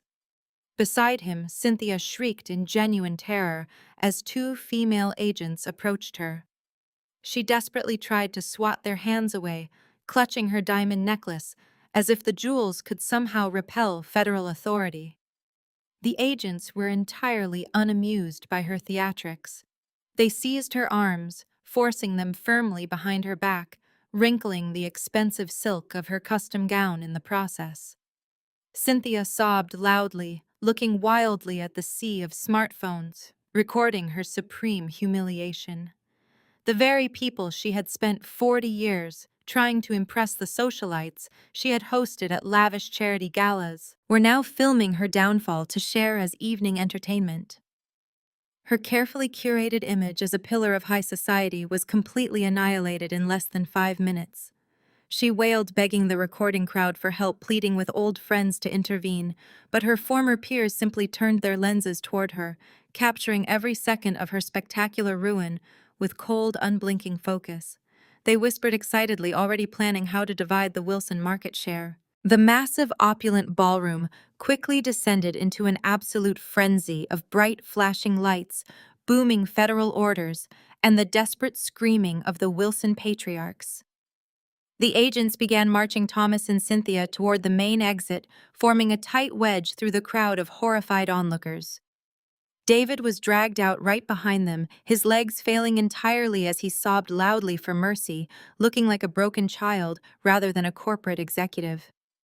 In the midst of this overwhelming, chaotic spectacle, Brittany realized she was momentarily unguarded. The agents were entirely focused on securing the 3 loudest targets and maintaining strict crowd control.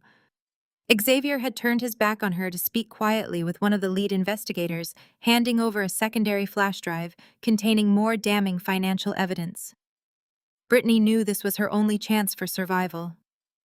Moving with the frantic stealth of a hunted animal, she slipped behind a massive ice sculpture and ducked into the deep shadows of the velvet drapery lining the walls. She kept her head down, abandoning her designer heels to move silently across the cold marble floor. She navigated the dark perimeter of the room, her heart pounding frantically against her ribs as she reached the heavy, unmarked fire doors located near the catering staging area. She threw her entire body weight against the heavy crash bar. The heavy metal door burst open, dumping her immediately into the freezing night air. She stumbled out into the dark, damp alleyway behind the Waldorf Astoria, gasping for breath, believing for one miraculous second that she had actually outsmarted the federal government. But as she lifted her head, the dim light of a flickering street lamp illuminated the narrow brick corridor. Clara stood perfectly still in the center of the alleyway, her arms crossed, waiting in the absolute silence of the shadows. The bitter, cold night air whipped through the narrow alleyway, carrying the distant wail of police sirens and the muted hum of Manhattan traffic. Brittany froze, her chest heaving as she stared at the figure blocking her only path to freedom. Clara stood tall against the backdrop of the brick wall, her posture completely relaxed. The dim light from the flickering street lamp cast long shadows across her face, illuminating a profound, unshakable calm that infuriated her older sister. Brittany let out a harsh, breathless laugh. She straightened her spine, smoothing the front of her ruined designer gown, in a pathetic attempt to regain her usual polished composure. The sheer arrogance that had defined her entire existence flared to life, a desperate defense mechanism kicking in as her reality crumbled. She tossed her blonde hair over her shoulder, her eyes narrowing with familiar venomous contempt. "You actually think you have won?" Brittany spat, her voice echoing sharply against the damp brick walls. "You think a little scandal and some federal agents will destroy me? I am Brittany Wilson. I am the face of Zenith Tech. People love me. The board loves me. I have the charm, the beauty, and the absolute sheer magnetism that you could never even dream of possessing. I will bounce back from this because I know how to play the game. You will always just be the boring, pathetic nerd hiding behind a computer screen." Clara did not even flinch. She did not raise her voice. She took one slow, deliberate step forward, the sharp click of her heel echoing like a gunshot in the confined space. She took another step, closing the distance between them until she was standing mere inches away from her sister. The physical proximity forced Brittany to instinctively step back, her back pressing hard against the cold metal of a rusted dumpster. Clara looked directly into Brittany's eyes, peeling back the layers of manufactured confidence to expose the terrified fraud underneath. "Every single accomplishment you have ever claimed is a complete fabrication," Clara stated, her voice slicing through the heavy air with surgical precision. "Let us look at your magnificent life, Brittany. Our mother forged your way into a prestigious university because your test scores were genuinely abysmal. Our father bought your executive title by threatening board members and paying off corporate rivals. You never passed a single advanced mathematics course. You never wrote a single line of viable code." Brittany opened her mouth to argue, but Clara did not give her a fraction of a second to speak. She stepped even closer, her presence overwhelmingly dominant. "You stole my algorithms because your own brain could not comprehend the basic mechanics of predictive modeling." Clara continued, her words landing like heavy stones. "You seduced David because you lacked the actual talent to execute your own corporate theft. You needed a weak, easily manipulated man to do your dirty work. Every accolade, every magazine cover, every round of applause you have ever received belongs to someone else. You are a hollow shell, Brittany. Without my code, my money, and my husband's complicity, you are nothing." The words struck Brittany with devastating force. Her mouth opened and closed, her perfectly painted lips trembling as she searched for a biting comeback. She tried to summon the arrogant sneer that had always been her primary weapon, but her facial muscles refused to cooperate. The absolute truth of Clara's statement stripped away her golden child armor, leaving her completely exposed and terrifyingly ordinary. For a brief, pathetic moment, Brittany looked like a frightened child. She glanced wildly toward the end of the alley, her eyes darting toward the busy street beyond. She took a sudden, desperate step forward, attempting to shove her way past her sister to reach the bustling sidewalk where she could disappear into the anonymous city crowd. Clara did not even move to block her. She simply raised her right hand and snapped her fingers once. The shadows lining the alleyway instantly came to life. 4 federal agents stepped out from behind the large commercial dumpsters and concrete pillars, their tactical gear absorbing the dim light. They moved with absolute terrifying efficiency, completely surrounding Brittany before she could take another step. They had been waiting there the entire time, perfectly positioned in the darkness. "You really thought I would leave the emergency exit unguarded?" Clara asked, a slight, humorless smile finally touching her lips. "You have always taken the easiest, most predictable route your entire life. I knew exactly which door you would run to the second the federal warrants were announced." Brittany shrieked as 2 agents grabbed her arms, twisting them firmly behind her back. She thrashed wildly, her designer gown tearing at the seams as she fought against the inescapable grip of federal law enforcement. The cold steel of the handcuffs clicked shut around her wrists with a sharp, definitive sound. She sobbed, mascara running down her cheeks in dark, ugly streaks, completely shattering her carefully maintained illusion of perfection. As the agents began reading Brittany her Miranda rights, the heavy metal fire door creaked open again. Chairman Pierce stepped out into the damp alleyway, his tailored suit immaculate, his silver hair catching the faint streetlight. He surveyed the scene with absolute approval, watching the disgraced golden child being dragged toward a waiting federal transport vehicle. He smiled warmly as the police sirens wailed loudly into the freezing cold night sky. He walked over to Clara, his expression radiating profound respect. He reached into his coat pocket and pulled out a sleek wireless microphone. A small green light on the device indicated it was already synced directly to the Waldorf Astoria's main ballroom sound system, ready to broadcast to every elite guest board member and reporter still gathered inside. Chairman Pierce respectfully handed the sleek microphone over to Clara, his wise eyes shining brightly with immense anticipation of the glorious new era ahead. "It's time to address your company, Madam CEO." Clara gripped the sleek wireless microphone. The cold metal grounded her a tangible anchor in the surreal aftermath of her family's complete annihilation. She turned her back on the flashing blue and red lights, painting the damp alleyway, and stepped through the heavy fire doors. The transition from the freezing night air to the stifling warmth of the Waldorf Astoria ballroom was jarring. Yet as Clara moved down the catering corridor and emerged into the main event space, she felt absolutely weightless. The frantic, chaotic energy that had consumed the room just moments prior was entirely gone. The federal agents had efficiently cleared out the wreckage. Thomas, Cynthia, David, and Brittany were all gone, swept away into the brutal reality of the federal justice system. The remaining crowd consisted of the elite, the titans of finance, the visionary venture capitalists, and the untouchable tech moguls who possessed the power to make or break entire industries. They had watched the spectacular collapse of the Wilson Empire, and they turned their collective gaze toward the architect of that destruction. As Clara stepped onto the plush carpet of the main floor, the sea of billionaires and socialites instinctively parted. They created a wide, unobstructed path leading directly to the main stage. There were no murmurs of pity.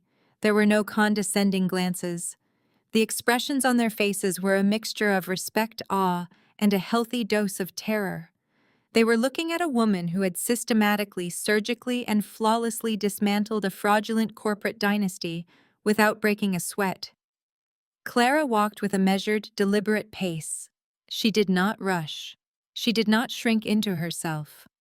The awkward, out-of-season girl who used to hide in the back of the lab was dead. In her place walked a true apex predator. She ascended the short flight of stairs to the stage, the fabric of her simple dress moving with an elegant grace that made every designer gown in the room look cheap. Clara reached the center of the stage. She looked out over the breathless crowd. The ballroom was so quiet that the faint hum of the air conditioning sounded like a jet engine. She raised the microphone. "My name is Clara," she began, her voice ringing out with undeniable authority. It echoed off the vaulted ceilings, commanding the complete attention of every person in the room. "For the past 5 years, my family told the world that I was a liability. They cast me as the unstable, incompetent sister who lacked the vision to succeed in the tech industry. They used my face when it was convenient, and they stole my life's work when it became profitable. They built a towering monument to their own greed using my algorithms as the foundation. Tonight, that monument burned to the ground, and tomorrow we clear the ashes and build something real. The crowd remained utterly transfixed. Clara paced slowly across the stage, her sharp gaze sweeping the room, holding the eye contact of men and women who managed global economies. Zenith Tech will no longer operate as a hollow shell for corporate grifters, Clara declared, her tone echoing with metallic finality. Effective immediately, the era of stolen intellectual property, fraudulent patents, and toxic nepotism is permanently terminated. We are purging the executive board. We are executing a forensic audit of every single department. Zenith Tech will return to its original mandate. We will focus entirely on the development of ethical, transparent, and flawless predictive algorithms. Technology should elevate human potential, not serve as a weapon for arrogant thieves to consolidate unearned wealth. Let what happened in this room tonight serve as a permanent warning. If you attempt to steal from this company, if you attempt to compromise our security, or if you engage in any form of corporate espionage, I will not simply fire you. I will dismantle your entire life, expose your crimes to the federal government, and ensure you spend the rest of your natural life locked in a concrete cell. We have zero tolerance for parasites. A wave of genuine, unfiltered applause erupted from the back of the room, initiated by Chairman Pierce, and quickly spread through the crowd. The elite investors were not clapping out of polite obligation. They were applauding the ruthless, undeniable competence of a leader who had just secured their investments by cutting out the rot. Clara did not smile. She simply nodded, acknowledging their submission to her new regime. From the right side of the stage, a sharp legal aide in a pristine gray suit walked out from the wings. He pushed a portable mahogany writing desk to the exact center of the stage. He arranged 3 thick, distinct stacks of official legal documents on the polished wood surface. He stepped back, folding his hands respectfully behind his back. Clara approached the desk. She reached into the pocket of her dress. She retrieved her battered, ink-stained fountain pen. The plastic casing was slightly cracked, and the silver nib was worn from years of furiously writing code in the dark corners of her university library. It was the pen she had used to write the original algorithm. It was the only tool fitting for this exact moment. The cameras at the back of the room began flashing wildly, capturing the transition of power. Clara leaned over the desk. She uncapped the cheap pen.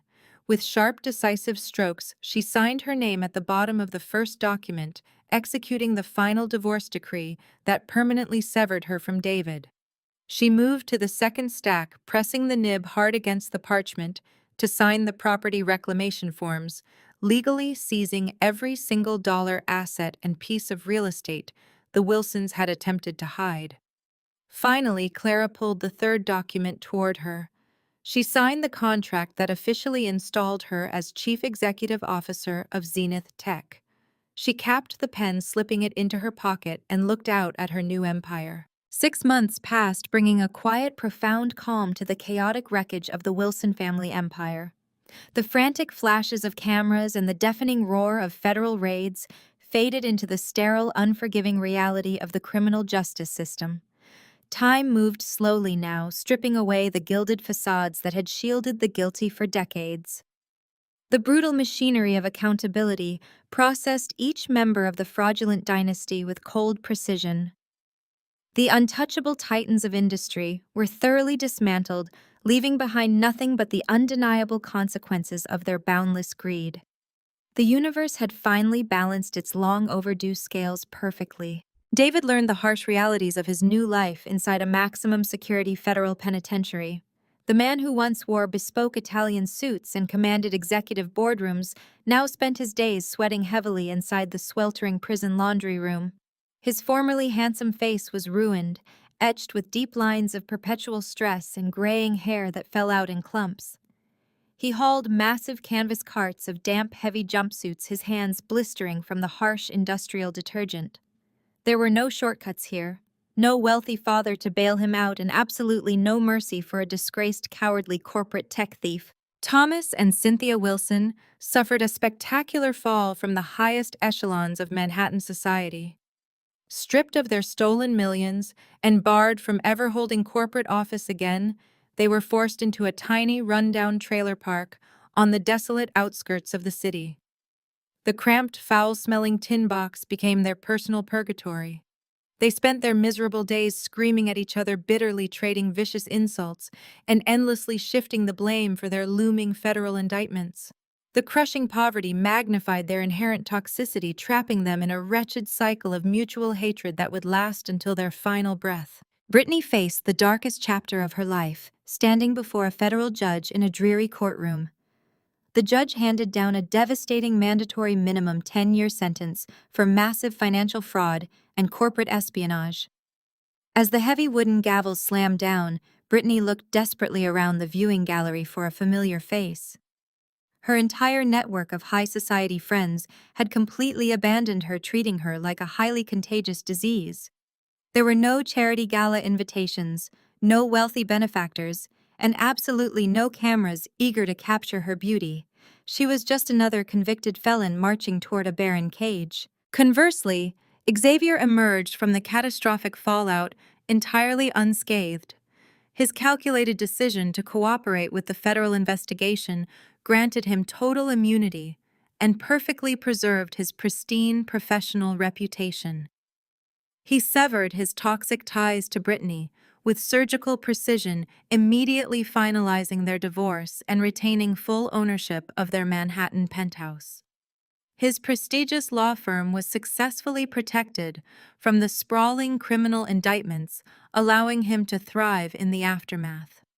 Xavier continued attending exclusive galas and securing lucrative corporate clients, proving that a sharp, pragmatic mind could easily outmaneuver the sloppy, arrogant greed that ultimately destroyed his foolish former wife. Far removed from the wreckage, Clara commanded her expansive, sunlit corner office at the very top of the Zenith Tech Tower. She was dressed impeccably in a sharp-tailored navy suit that radiated quiet, undeniable power. The massive glass walls offered a breathtaking view of the bustling city below, but her intense focus remained entirely on the large digital screen dominating the room. She was currently leading a pivotal board meeting surrounded by a carefully selected group of brilliant, deeply ethical minds who shared her absolutely unwavering vision for the future of technology and the absolute necessity of corporate integrity. The massive screen behind Clara glowed with the complex, elegant architecture of her original predictive algorithm. It was no longer being used to manipulate financial markets or steal corporate secrets for personal gain. Instead, the brilliant code was executing its true purpose, rapidly sorting through vast oceans of complex medical data. The scrolling numbers represented real-time diagnostics, instantly identifying rare diseases and optimizing critical treatment plans for hospitals worldwide. Every single second, the system operated flawlessly, actively saving millions of innocent lives globally. Clara watched the beautiful cascading data streams, feeling an immense quiet pride in her magnificent creation. The distinguished board members nodded in profound agreement as Clara concluded her technical presentation. They recognized that they were witnessing a monumental paradigm shift within the technology sector. Clara confidently dismissed the morning meeting, her voice resonating with calm authority. As the executives respectfully filed out of the pristine office, they murmured their genuine admiration for their extraordinary new leader. Clara was finally alone in the expansive space. She slowly walked toward the towering windows, her heels clicking rhythmically against the polished floor. The vibrant, sprawling New York skyline stretched out endlessly before her, glittering brilliantly in the morning light. She rested her hands gently against the cool glass, reflecting deeply on the agonizing journey that had brought her to this exact pinnacle. Her ruthless family had spent her entire life trying to bury her in the suffocating dark. They had dismissed her intellect, mocked her quiet personality, and callously stolen her most brilliant creations to build their own fragile empires. They had firmly believed that keeping her trapped in the shadows would guarantee their perpetual dominance. What those arrogant thieves had completely failed to realize was that she had always been the one silently generating the actual burning light. Clara smiled, watching a flock of birds soar gracefully over the majestic cityscape. She had finally achieved the ultimate unassailable victory. Her vindication did not stem merely from witnessing her abusers face total destruction inside cold prison cells or squalid trailer parks. Her true triumph was reclaiming her own identity and transforming her stolen genius into an undeniable force for global good. She understood now that true intrinsic value could never truly be stolen by parasites. The sweetest, most absolute revenge was not inflicting pain, but simply achieving this massive, beautiful, and completely unstoppable success on her own magnificent terms.